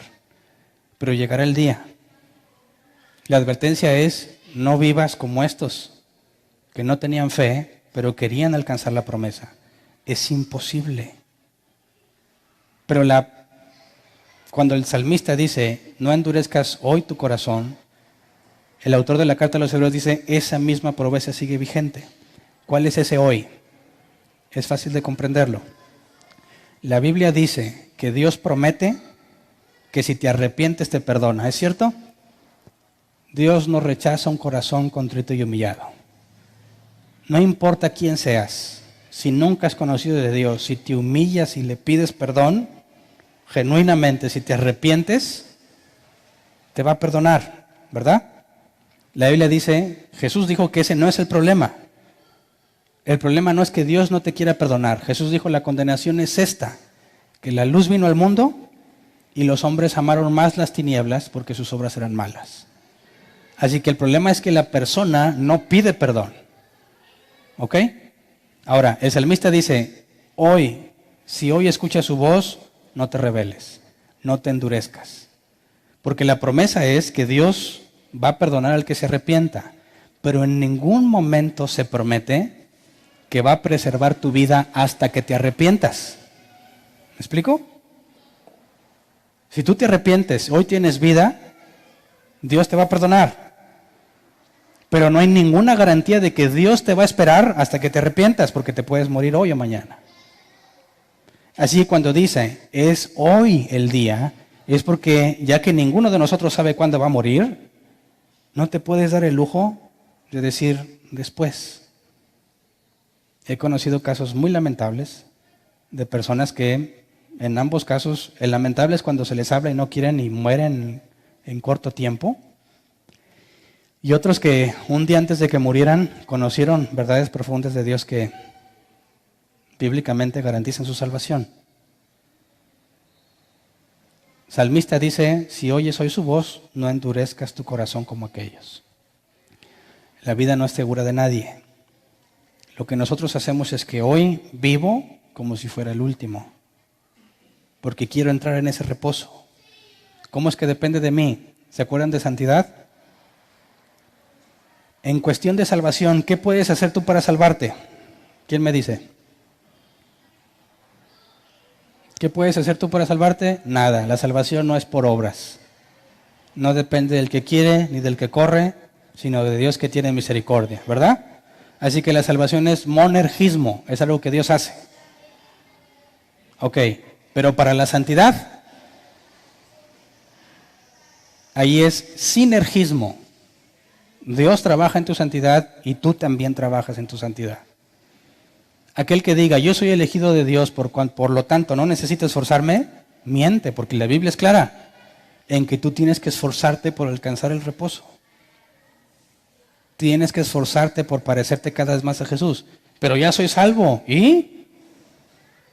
La santidad es un proceso que implica el trabajo de los dos. Dios pone todas las circunstancias. Jesús dijo, no vendrá ninguna prueba que no puedan soportar, ¿verdad? Pablo dijo, todo obra para bien, para aquellos que conforme a su propósito han sido llamados. Las circunstancias no están bajo tu control. Tú no las puedes controlar ni las puedes preparar. Nosotros hacemos lo que podemos según la circunstancia que enfrentamos. Eso sí, Dios dice que todo lo que te pasa te ayuda. Él controla eso. Pero la forma en la que reaccionas y haces las cosas hoy es tuya. Tú eres responsable de eso. Y si eres negligente, ¿qué va a pasar según la Biblia? Te va a disciplinar, como a hijo. Porque si no te disciplina, como estos que fueron castigados 40 años y condenados a morir, si no te disciplina, dice la Biblia, no eres hijo de Dios. Así que cuando yo me esfuerzo por ser santo y peco, me arrepiento, lucho por arrepentirme. A veces me cuesta mucho trabajo. ¿Quién de aquí se arrepiente luego?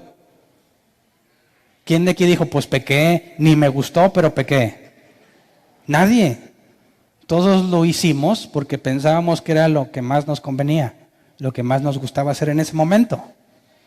Así que es cierto que hay pecados que es difícil que quites de tu vida porque te gustan. ¿Cuál es la esperanza entonces? ¿Qué esperanza tienes? Si dices, no, ya perdiste tu salvación porque ya pecaste muchas veces. Bueno, ¿cuántas llevas en tu registro? ¿Cuántas veces has pecado? ¿Quién dice? 1, 2, 3. ¿Cuántas llevas? Miles. Fácilmente 10,000. Entonces, ¿qué esperanza tenemos? El punto es que todo aquel que se haya esforzado por ser bueno, se tuvo que dar cuenta que no puede. ¿Y qué hace que sigas luchando en el cristianismo? ¿Qué hace que sigas luchando por agradar a Dios? ¿Que hay algo más fuerte que tú? Que te puso en orden. ¿Verdad? ¿Sí o no? ¿O nomás me pasa a mí? Llega el momento en que dicen que si Dios fuera mexicano nos daría chanclazos. Dios tiene una forma muy particular de disciplinarte y no falla, ¿verdad? He conocido fumadores que decían que nunca iban a dejar de fumar hasta que les dan un examen médico y algo pasa en su cerebro que en automático ya no quieren volver a fumar. Pero ¿sabes qué? La consecuencia no se eliminó. Ahora lucha con un cáncer. Pero pregúntame si volvió a fumar. Ya no. ¿Por qué? Porque Dios se aseguró que no volviera a hacerlo. ¿Verdad? ¿Cuántas cosas te ha quitado Dios a pesar de que no querías? ¿Por qué te las quitó? ¿Por qué no te dijo haz lo que tú quieras? Porque me trata como a hijo. Porque su Espíritu Santo es la marca de que soy suyo y no me dejará sin disciplina. ¿Podría pasarme entonces lo que a estos? Claro que no, porque tengo fe. Nací de nuevo y tengo el Espíritu Santo. Y Jesús dijo a mis ovejas, nadie las arrebatará de mi mano. Lee Juan 6. La voluntad de mi Padre es que de los que me ha dado no pierda yo ninguno. Así que la advertencia es para los hipócritas. La advertencia es para los que quieren pasar por cristianos. Cuando llegue el día de la prueba vas a quedar en evidencia. Porque muchos dicen, ¿por qué los cristianos no son como los de antes? Antes venían persecuciones, hambres, los echaban a las fieras y aún siendo parcialmente devorados por los leones no negaban a Jesús. ¿Por qué los de ahora hace frío y no vienen? Se desvelaron la noche anterior y ya no tienen fuerzas para venir a la iglesia. Imagínate que los eches con los leones, ¿qué van a hacer? Van a negar a Cristo. Dicen, no, es que era antes. Ve a Siria. ¿Qué le pasa a los cristianos en Siria? ¿No has visto los videos? ¿Cómo los ejecutan, los matan, los crucifican? Porque no niegan a Jesús. Entonces, ¿por qué algunos sí los niegan? ¿Por qué? ¿Porque perdieron su salvación? Nunca fueron salvos. Es gente sin fe. Gente que no conoce a Dios. Y cuando llega la prueba, se van por el camino que les parece mejor. Quieren regresar a Egipto. ¿Qué loco está dispuesto a dejar que lo torturen y lo maten? Simplemente porque no dice que niega a Jesús. Yo he escuchado que algunos dicen, bueno, yo lo diría, pero de mentiritas. Niega a Jesús. Y yo diría, Señor, tú sabes que no te niego, pero te soy más útil vivo. ¿Verdad? Y luego piensan, bueno, a ver, no seamos egoístas, no nomás piensen en mí, ¿qué hay de los demás? ¿Qué harían ustedes sin mí? Así piensan, no estoy diciéndolo yo, Así piensan, ¿qué van a hacer mis hijos? ¿Qué va a hacer la congregación? ¿Quién los va a evangelizar si no estoy yo? Así que saquemos conclusiones. ¿Qué trae más beneficio? ¿Que lo niegue de mentiritas o que me maten de una vez? Al cabo Dios conoce mi corazón, así que voy a decir, sí, lo niego, hombre. Y luego acá le digo, bueno, es cierto, y me voy corriendo. Cobardía. ¿Por qué es cobardía? Porque si tú creyeras en un Dios soberano, la Biblia dice claramente que tiene el día de tu muerte fijado. Para cada hombre hay un día de su muerte establecido y no lo puedes cambiar. Eso implica que si te pescan y te van a matar, tienes dos opciones. ¿Es tu último día o no te vas a morir? ¿Verdad? Porque nadie se va a morir antes ni después del día en el que Dios soberano fijó. Así que ¿de qué te preocupas? Si hoy te vas, es porque Dios ya lo había dicho. Y si soy su hijo, para mí el morir es ganancia. Así que el cristiano no tiene miedo a la muerte. Pero el que dice, no, espérate, pues a ver, pensemos. Es mejor que viva. ¿Qué está negando?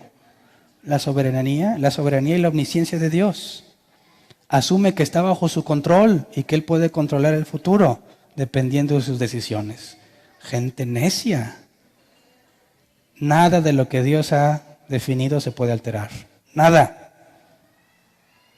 Dice que aún el impío fue creado para el día del juicio, el día de la destrucción. Aún el impío.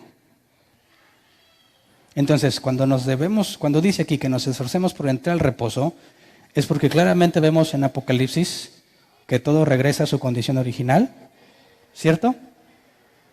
El león y el buey comen hierba, no hay guerra, no hay armas, no hay comercio, no hay rivalidades, ni dolores, ni contiendas. Vivimos con Jesús y lo vemos cara a cara, tal como Adán y Eva lo vieron. Pero Adán y Eva no estaban agradecidos de nada, ¿verdad? ¿Y nosotros? Viviremos eternamente agradecidos porque todo lo que hemos vivido aquí permanece con nosotros. Habrá una gratitud y una humillación que Adán y Eva no tenían. Tendremos un conocimiento mucho más profundo de Dios que el de que Adán y Eva tenían. Pero el propósito en toda la Escritura es claro. Dios quiere llevarte a su reposo, al que originalmente estaba planeado para nosotros. Y la advertencia es, procura entrar en él hoy. Tú no sabes si es tu último día o si quizás lo es mañana. Lo que sí sabemos es que todos rendiremos cuentas ante él. Así que si eres cabra loca, no pierdas el tiempo. Me han preguntado, Hernán, ¿soy o no soy cristiano? ¿Me preguntas a mí? ¿Piensas que yo te lo voy a decir? Si tú no lo puedes decir de ti mismo, ¿qué esperas que yo diga? ¿Sigo yendo o no voy a la iglesia? ¿Qué le dirías? Sí, mira, échale ganas. En una de esas quizás Dios te ilumina. Dicen, es mejor que estés aquí a que estés en el mundo. De perdido mientras estés aquí, aunque no te interese, en una de esas Dios te toca. Un día que hagan el llamado. Lo malo es que yo no hago llamados. No dicen, es mejor que los jóvenes estén aquí que en el mundo. Oye, pero ni les interesa, no importa, mientras no se droguen y no anden en la calle, aquí guárdalos. Claro que no. ¿Para qué los llevas a perder el tiempo? La respuesta es simple, ¿vengo o no vengo a la iglesia? ¿Soy cristiano o no? ¿Me esfuerzo o no? ¿Sabes qué? Haz lo que más desees. Así de simple. ¿Qué es lo que más deseas? ¿Irte a lo que hacías antes? Hazlo. Oye, pero Hernán, pues se supone que tú eres pastor. Pues por eso te lo digo. Las cabras locas no van a durar mucho tiempo aquí. Pierden su tiempo las cabras locas y son infelices innecesariamente. Si tu deseo no es estar aquí, sino en otra parte, ve y cúmplelo. Es lo mejor que puedes hacer por ti mismo.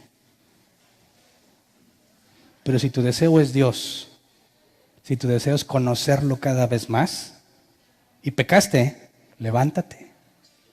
Porque la Biblia dice que ya se te concedió la salvación. Y que si no es por obras, no depende de ti.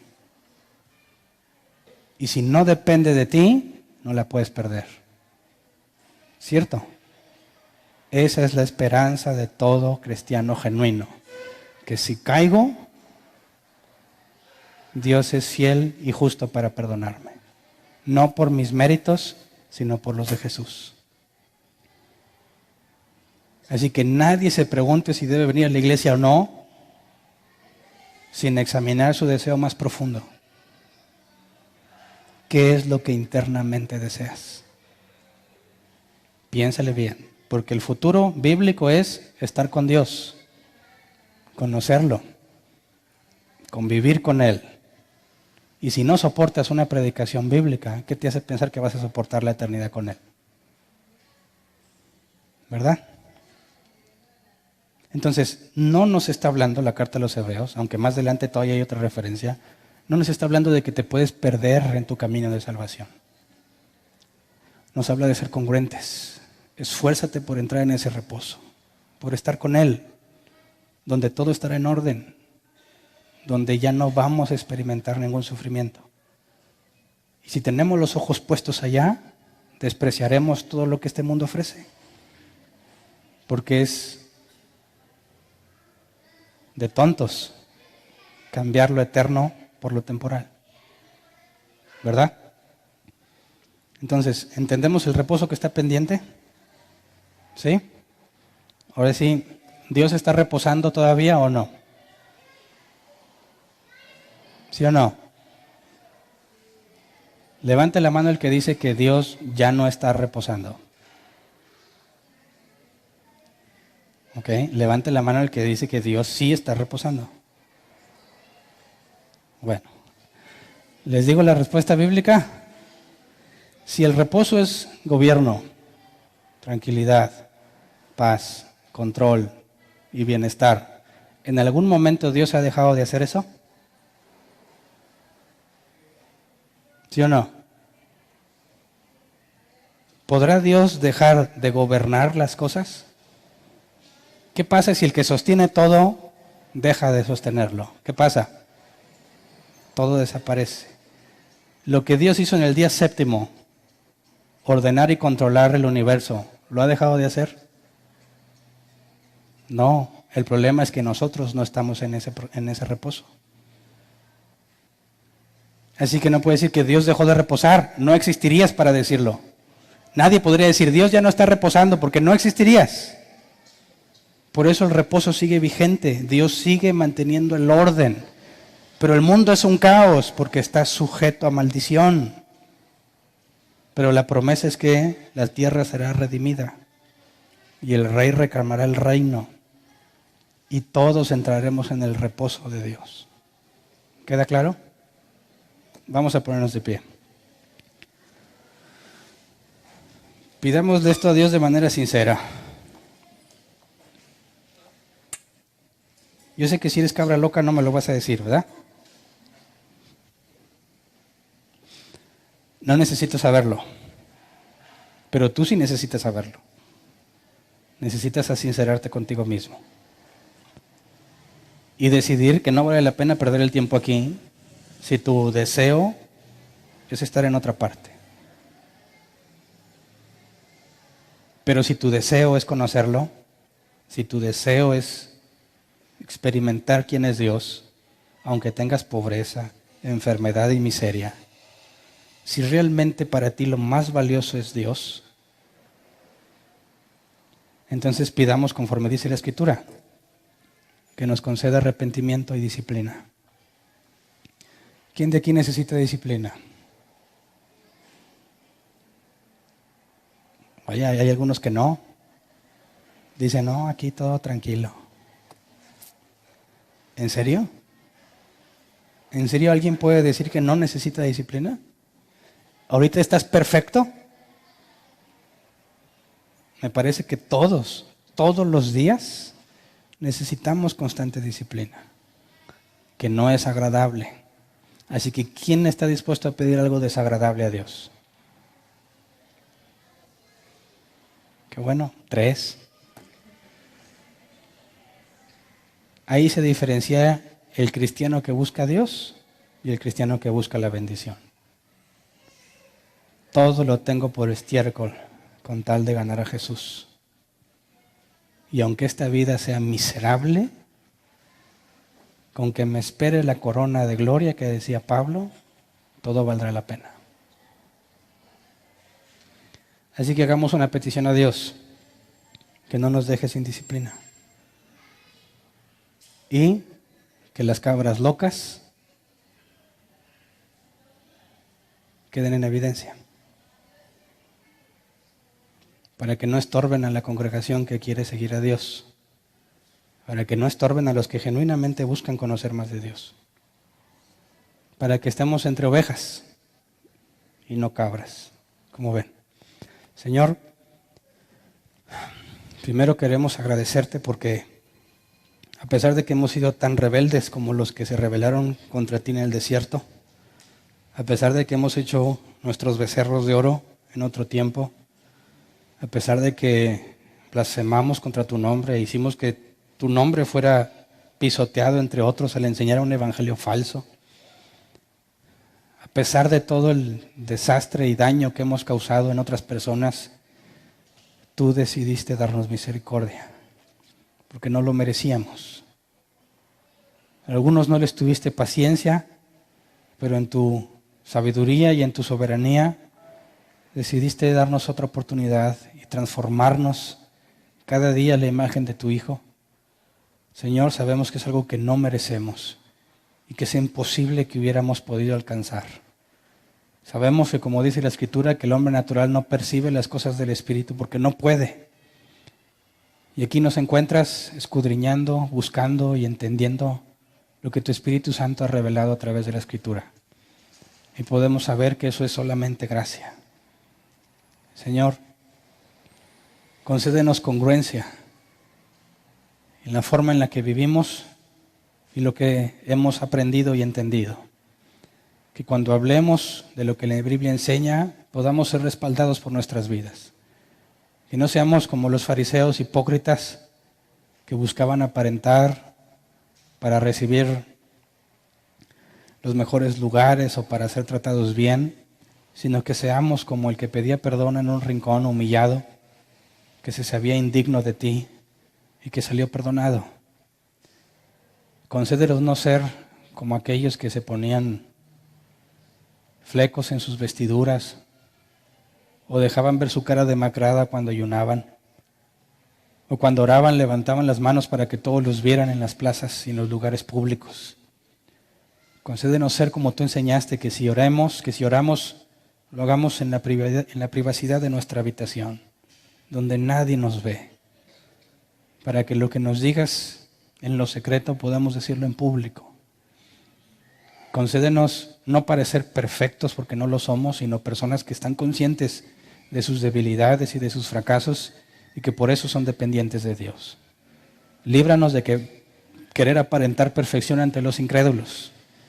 Líbranos de tratar de aparentar bienestar ante los que no te conocen por miedo a pisotear tu nombre. Al contrario, si tú nos has puesto a prueba y has decidido que otros se den cuenta de esa prueba, ayúdanos a entender que hay un propósito en eso, y los que nos vean sufriendo y batallando por nuestras malas acciones, que también nos puedan ver transformados por el poder de tu Espíritu Santo, humillados y agradecidos ante ti, Señor. Que ninguno de nosotros pretenda parecer un super hombre, super mujer cristiano, sino que nos podamos mostrar simplemente ante los demás como lo que somos. Somos mendigos diciéndole a otros mendigos dónde encontramos pan. Señor, que todo lo que esté de nuestra parte para trabajar en la santidad que nos has encomendado, la hagamos según tu palabra, porque dices que tú pones el querer como el hacer según tu soberana voluntad. Que podamos crecer cada día y parecernos más a ti en sabiduría, Señor, y en buenas obras, para que tu nombre sea exaltado, tu nombre sea glorificado, para que siempre nos vean como vasos de barro con un tesoro invaluable dentro. Permítenos mostrarnos siempre como vasos de barro y no como copas de oro sagradas, porque el único que merece la gloria y la honra eres tú, Señor.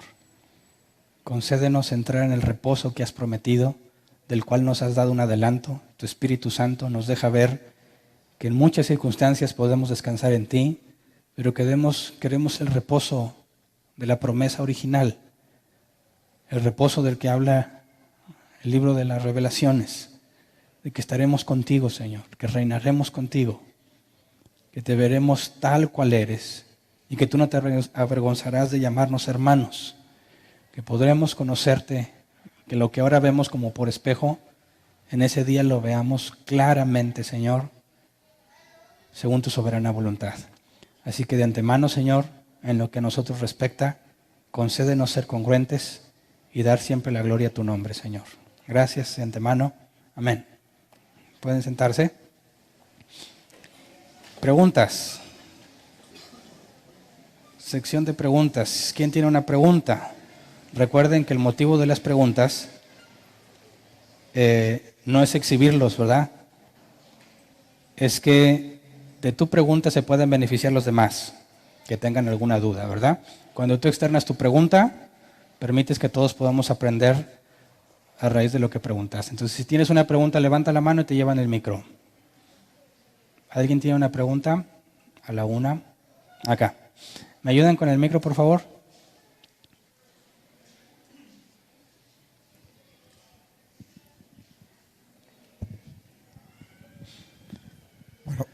Bueno, hermano, es una, más que todo, es una aclaración que es muy probable que lo hayas omitido tú en cuanto a la naturaleza de Jesucristo, que comentaste que Él fue perfectamente hombre y ciertamente Él fue perfectamente hombre. Más sin embargo, la razón por la cual él no nació de José y María es porque él tenía que ser libre de la maldición de Adán. Entonces al nacer la maldición se transmite a través de los hombres, ¿verdad? Porque Dios le dijo a Adán, por causa de tu mandilonería, maldita será toda la tierra, Okay. en cierta manera. Entonces no le llaman el pecado de Eva, aunque Eva pecó primero, sino es el pecado de Adán. Entonces nosotros tenemos una responsabilidad. Entonces el pecado se transmitió a través del hombre, y al nacer el Señor Jesucristo del Espíritu Santo, obviamente lo hace ser él libre de pecado. ¿Ya? Ese era. Ok. Muy bien. Lo vimos en otro tema, por eso no lo detallé hoy. Ok. Fue como nosotros, pero sin pecado. Y al hablar de sin pecado, implica lo que Sí. correctamente comentas. Al que no cometió pecado. Exactamente. Así es. ¿Alguien más? Allá atrás. Sí. Pensé que no te habían visto. Con respecto a los judíos que quieren seguir respetando el Sabbat, o sea, ellos entonces no han entendido que es el día de reposo. O sea, ellos siguen pensando y todo el tiempo creyeron que era un día de guardar, de no trabajar, de descansar. Sí, porque desde su perspectiva eso es lo que agrada a Dios, ¿verdad? Desde el Nuevo Testamento se enseña que eso era algo que apuntaba a lo que sucedería. El guardar el reposo era la promesa de que un día entraríamos ahí.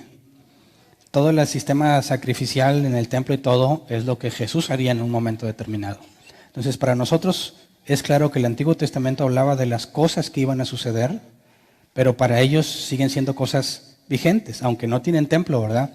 Su anhelo es poder volver a ponerlas en práctica, de manera que descartan la idea de que haya una alternativa distinta a lo que están haciendo.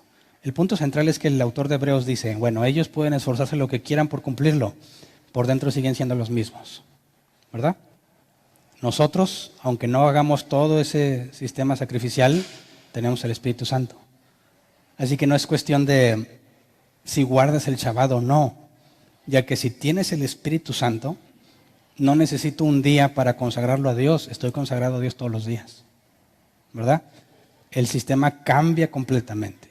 Ellos, por más que hicieran cosas y cumplieran con reglas, no había nada que pudieran hacer para ser transformados en lo interno. Nosotros, sin pedirlo, sin guardar, en total ignorancia, lo primero que se nos concede es el Espíritu Santo. Entonces, el vivir bajo el Espíritu Santo nos lleva al cumplimiento de muchas de las cosas que están escritas en el de Moisés, aún inconscientemente, si somos guiados por el Espíritu Santo. El problema de los judíos ortodoxos es que niegan eso. Por eso tratan de volver a hacer lo que en cierta forma ellos sentían los acercaba a una comunión con Dios. Jesús fue claro en cuanto al día de reposo, ¿verdad? Cuando le dijeron, oye, ¿por qué cortan espigas en día de reposo? Jesús les habla que no se trata de eso, ¿verdad? No se trata de lo que haces. El reposo es para el hombre, no el hombre para el reposo. Por medio de mandamientos humanos querían restringir algo que no implicaba ausencia de trabajo. Dijo, hipócrita, si tu burro cae en un pozo, ¿quién no lo saca? No puedes dejar de hacer el bien en día de reposo, dijo en la sinagoga también. Entonces se perdió completamente el enfoque de entender que lo que Dios estaba estipulando en el día de reposo y en todo eso, apuntaba a lo que Dios haría. ¿Sí? Correcto, gracias. De ahí la incongruencia de que un cristiano quiera hacer esas cosas, ¿verdad? No tiene sentido. ¿Alguien más? Ahora, no vayan a pensar que el domingo es nuestro día de reposo, ¿verdad? No tiene nada que ver. Buenas tardes. Buenas tardes. Entiendo que se planteó como el mensaje una advertencia a los incrédulos, ¿verdad? De modo que no se puede perder esa salvación. Mi duda es por qué en el versículo 1 del capítulo 3 y en el 12 el autor se dirige a ellos como hermanos santos y mirad hermanos, como Sí. si fuese para... Mi duda es si lo está haciendo como una generalización de a todos los que están ahí. Sí, mira, tratemos de ponerlo en un caso práctico. Ananías y Zafira, ¿los veían como hermanos en Cristo? ¿Eran miembros de la congregación? ¿Alguien dudaba de ellos? No. ¿Qué pasó con ellos? Fueron puestos en evidencia de que no eran de Dios, ¿verdad? Trataron de mentir al Espíritu Santo. ¿Cómo lo hicieron para darse cuenta? Pedro, por medio del Espíritu Santo, se le revela lo que hicieron, ¿verdad? Entre nosotros, ¿puedes asegurar que todos son ovejas de Cristo? Pero les llamamos iglesia, son los santos, y algunos hasta les podemos decir hermanos. El punto es entender la parábola del trigo y la cizaña. Crecen juntos hasta el día de la siega. Y llega un punto en el que son muy parecidos, casi idénticos, ¿verdad? Hasta que se trata del fruto. La cizaña no da y el trigo sí. Entonces puedes ver claramente quiénes son. Si nuestra responsabilidad es la santidad, y yo tengo la responsabilidad de exhortar a todos a que sean santos, ¿cómo le hago para dirigirme a unos sí y a unos no si está lejos de mi conocimiento quién es oveja y quién es cabra loca? Entonces, cuando se habla de una exhortación de esa forma, dice, aguas, no nos vaya a pasar lo mismo, tanto los elegidos como las cabras locas deben de poner atención. Los elegidos, porque es mi tarea trabajar en mi santidad y no confiarme y vivir como si ya estuviera todo asegurado. Se me demanda que me esfuerce y viva como si yo no tuviera certeza de la salvación. ¿Me explico? Y la cabra loca va a escuchar y ¿tú crees que se va a poner a trabajar y se va a corregir? No, porque es imposible que el que no tiene el Espíritu Santo entienda y comprenda las cosas de Dios. Entonces la aceptación va para, en general, los únicos que se van a ocupar en avanzar son los elegidos. Y las cabras locas, lo que oyen por aquí, les va a salir. Entonces la advertencia es válida para todos, pero si te fijas claramente explica que son los incrédulos, los que no tuvieron fe, los que cayeron en ese caso. Imagínate que yo quiero exhortar a todos a que caminen en santidad y que hagan lo que a Dios le agrada. ¿Tendría que ponerme a elegir uno por uno a ver quién tiene fruto de que es cristiano y quién no? Yo hago la advertencia a todos porque está lejos de mi conocimiento saber quién es. Pero, gracias a Dios, se especifica, todo el que no tenga fe, le va a pasar como este. Si en esta predicación hay personas que dicen, ¿sabes qué? Entiendo y quiero avanzar y me voy a ocupar, y lo hacen, dan evidencia de que el Espíritu Santo está en él. Las cabras locas podrán decir, sí, y van a seguir iguales. Entonces, la exhortación que se hace a una iglesia en general, aunque sea de advertencia, ¿quiénes son los únicos que la tomarían en cuenta? Los elegidos, ¿verdad? Y cuando la cabra loca quede en manifiesto y podrá decir, bueno, no podrá decir, a mí nunca me dijiste, a mí nunca me enseñaste, a mí nunca me advertiste. Sí te advertí, sí te enseñé, pero no quisiste hacerlo. ¿Me explico? Tratar de pensar que es genérico y de que todos les puede pasar esto, tendrías que explicar cómo es que todos no tenemos fe para caer ahí. ¿Verdad? Como dice ahí, eso le pasó a los que oyeron el mensaje pero no se unieron en la fe. Yo pienso que esa es la parte clave que demuestra que nadie con fe le va a pasar eso. ¿Sí me explico? Sí. Bueno, se me vino otra en lo que explicabas. ¿Qué tan correcto sería entonces dirigirse a una persona dentro de la congregación como hermano? Eso yo lo he dicho muchísimas veces, que no lo hagas a la ligera. ¿A quién de aquí le digo hermano? A ver, levante la mano. Nadie. ¿Por qué? ¿Porque los veo como una bola de incrédulos? No, porque la Biblia dice no ponga las manos a la ligera. Ahora, no significa que dude de todos, sino que quiero demostrar que no es algo que se diga como cualquier cosa, ¿verdad? Los cristianos a todo mundo le dicen hermanos y se perdió completamente el sentido de esa palabra. Podemos ver que Pablo le dijo a Timoteo, mi hijo, mi colaborador, verdadero hijo en la fe. Habló de los tesalonicenses diciendo que estaba seguro de su salvación, pero no le dijo lo mismo a los corintios. No dice lo mismo el autor de los hebreos. Entonces, a ciertas personas que tú conoces y que tienes la evidencia, le puedes decir hermano, no cualquier hombre o mujer que diga que es cristiano. ¿Me explico? Ojalá que entre cristianos se retomara el verdadero significado de la palabra hermano y que cuando nos decimos hermanos sea con evidencia de la vida en Cristo de la otra persona y que sea como un testimonio a su favor. ¿Alguien más?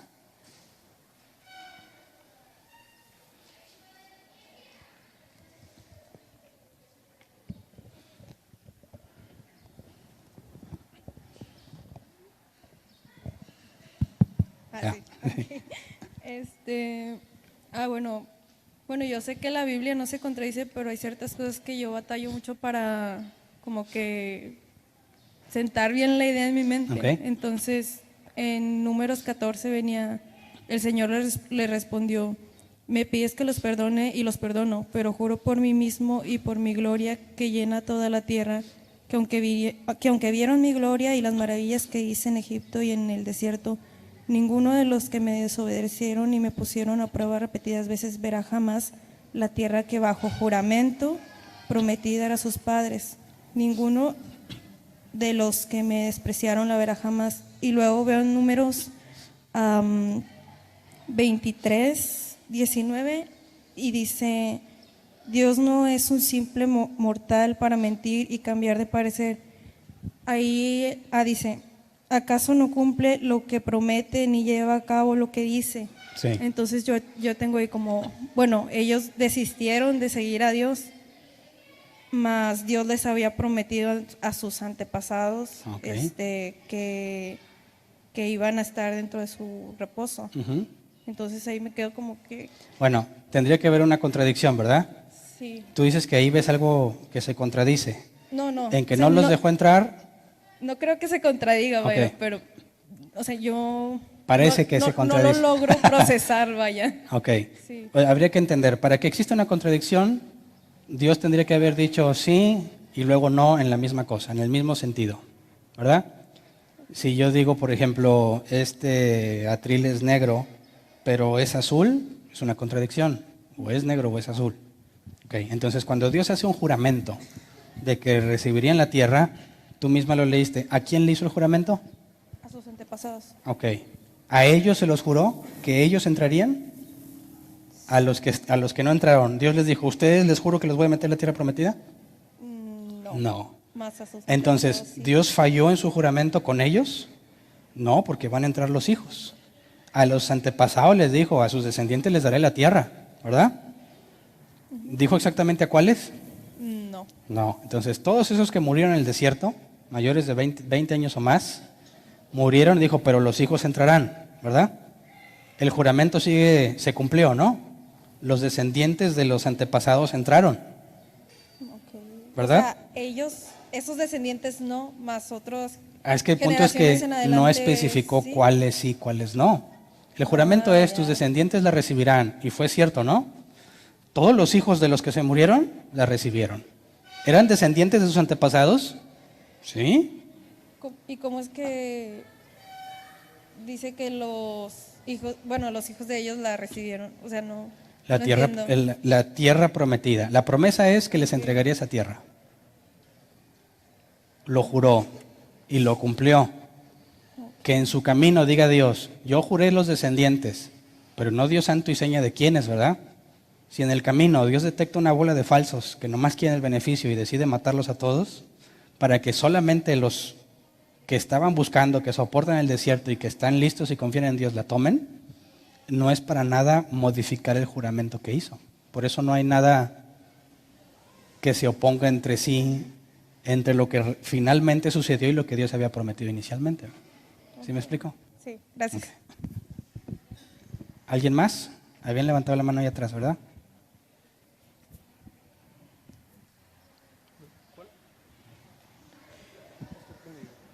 Buenas tardes. Buenas tardes. Quisiera entender un poquito más cómo trabaja la sinergia entre Dios y ser santo uno con Él. O Sí. sea, quisiera entender un poquito más ese aspecto. Ok. La palabra santo en griego, agios, es apartado para. No significa sin pecado, ¿verdad? Apartado para Él. Ok. ¿Cómo es que yo me santifico cada vez más? Dejando hacer cosas propias del mundo y haciendo más las cosas que Dios me pide en su voluntad revelada, ¿verdad? Buscar todo lo bueno, lo amable, todo lo que tiene que ver con el correcto comportamiento de un hijo de Dios. Cuando recién nos convertimos a Cristo, estamos en cierta forma felices y contentos, pero hay muchas áreas en las que no tenemos dominio. Y Dios en su misericordia a veces nos quita problemas que ni nos costaron. Por ejemplo, a mí me quitó el vicio del tomar y de fumar. Ni siquiera se lo pedí y de un día a otro me lo quitó. Ah, pero no me quitó problemas de orgullo. No me quitó problemas de envidia. No me quitó muchos otros problemas, sino que me hizo luchar y batallar y esforzarme y pasé situaciones difíciles, penosas, humillantes, hasta que Dios me hizo, en cierta forma, cambiar las cosas que hacía. Entonces, cuando hablamos de la santidad, lo que me corresponde a mí es esforzarme por hacer lo correcto, por decidir lo que Dios quiere en cada situación que se presente. Las circunstancias que se presentan, la Biblia es clara, Dios las controla. Entonces, no me preocupo si mañana tengo o no tengo. Me preocupo ahorita si puedo o no puedo. Si mañana Dios decide, espero que no, pero si Él decide que caigo en el hospital muy enfermo, no hay nada que pueda hacer para evitarlo. Pero mi enfoque va a ser que aunque esté ahí moribundo, seguiré glorificando a Dios. Pero tal vez me pase como a Job, que Job vi el machín al principio, ¿verdad? Y luego después ya, no, pues que venga Dios y me lo diga en mi cara, es injusto. Dios viene y le da una santa arrastrada y Job dice, me humillo, de oídas te había oído, pero ahora mis ojos te ven. Job hizo lo que pudo, lo mejor que pudo hasta que no soportó y explotó. Y al explotar, Dios lo corrige, le da una lección y entonces vemos que Job cambia. Ahí está el punto. Nosotros hacemos lo mejor que podemos, pero no seas hipócrita. No le digas a Dios, Dios, gracias por lo que me das y por dentro estás echando pestes, ¿verdad? Que no aguantas.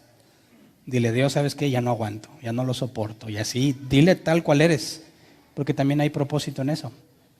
Te deja ver cómo eres realmente por dentro.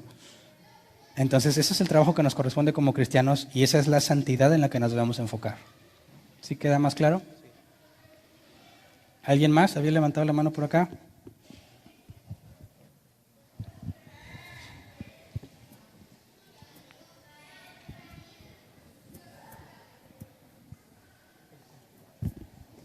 Sí. Buenas tardes. Buenas tardes. Mira, tenía una duda de Éxodo 25.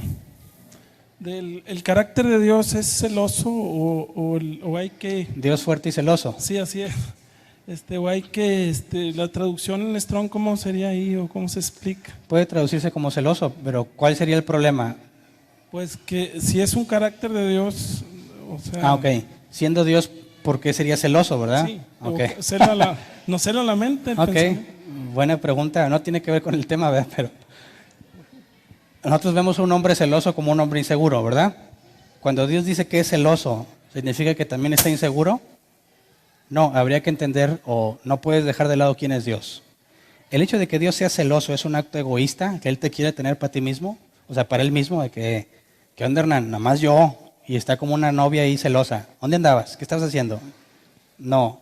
Cuando Dios habla de ser celoso, aunque para nosotros celoso tiene un contexto equivocado, si Dios es el máximo ser, es lo único bueno que hay, y Él quiere que estés con Él, ¿sus celos a quién benefician? ¿A Él o a ti? A ti. Entonces, ¿el hecho de que Dios sea celoso es algo malo o es algo bueno para nosotros? De hecho, Dios tendría que ser celoso, ya que es lo único bueno.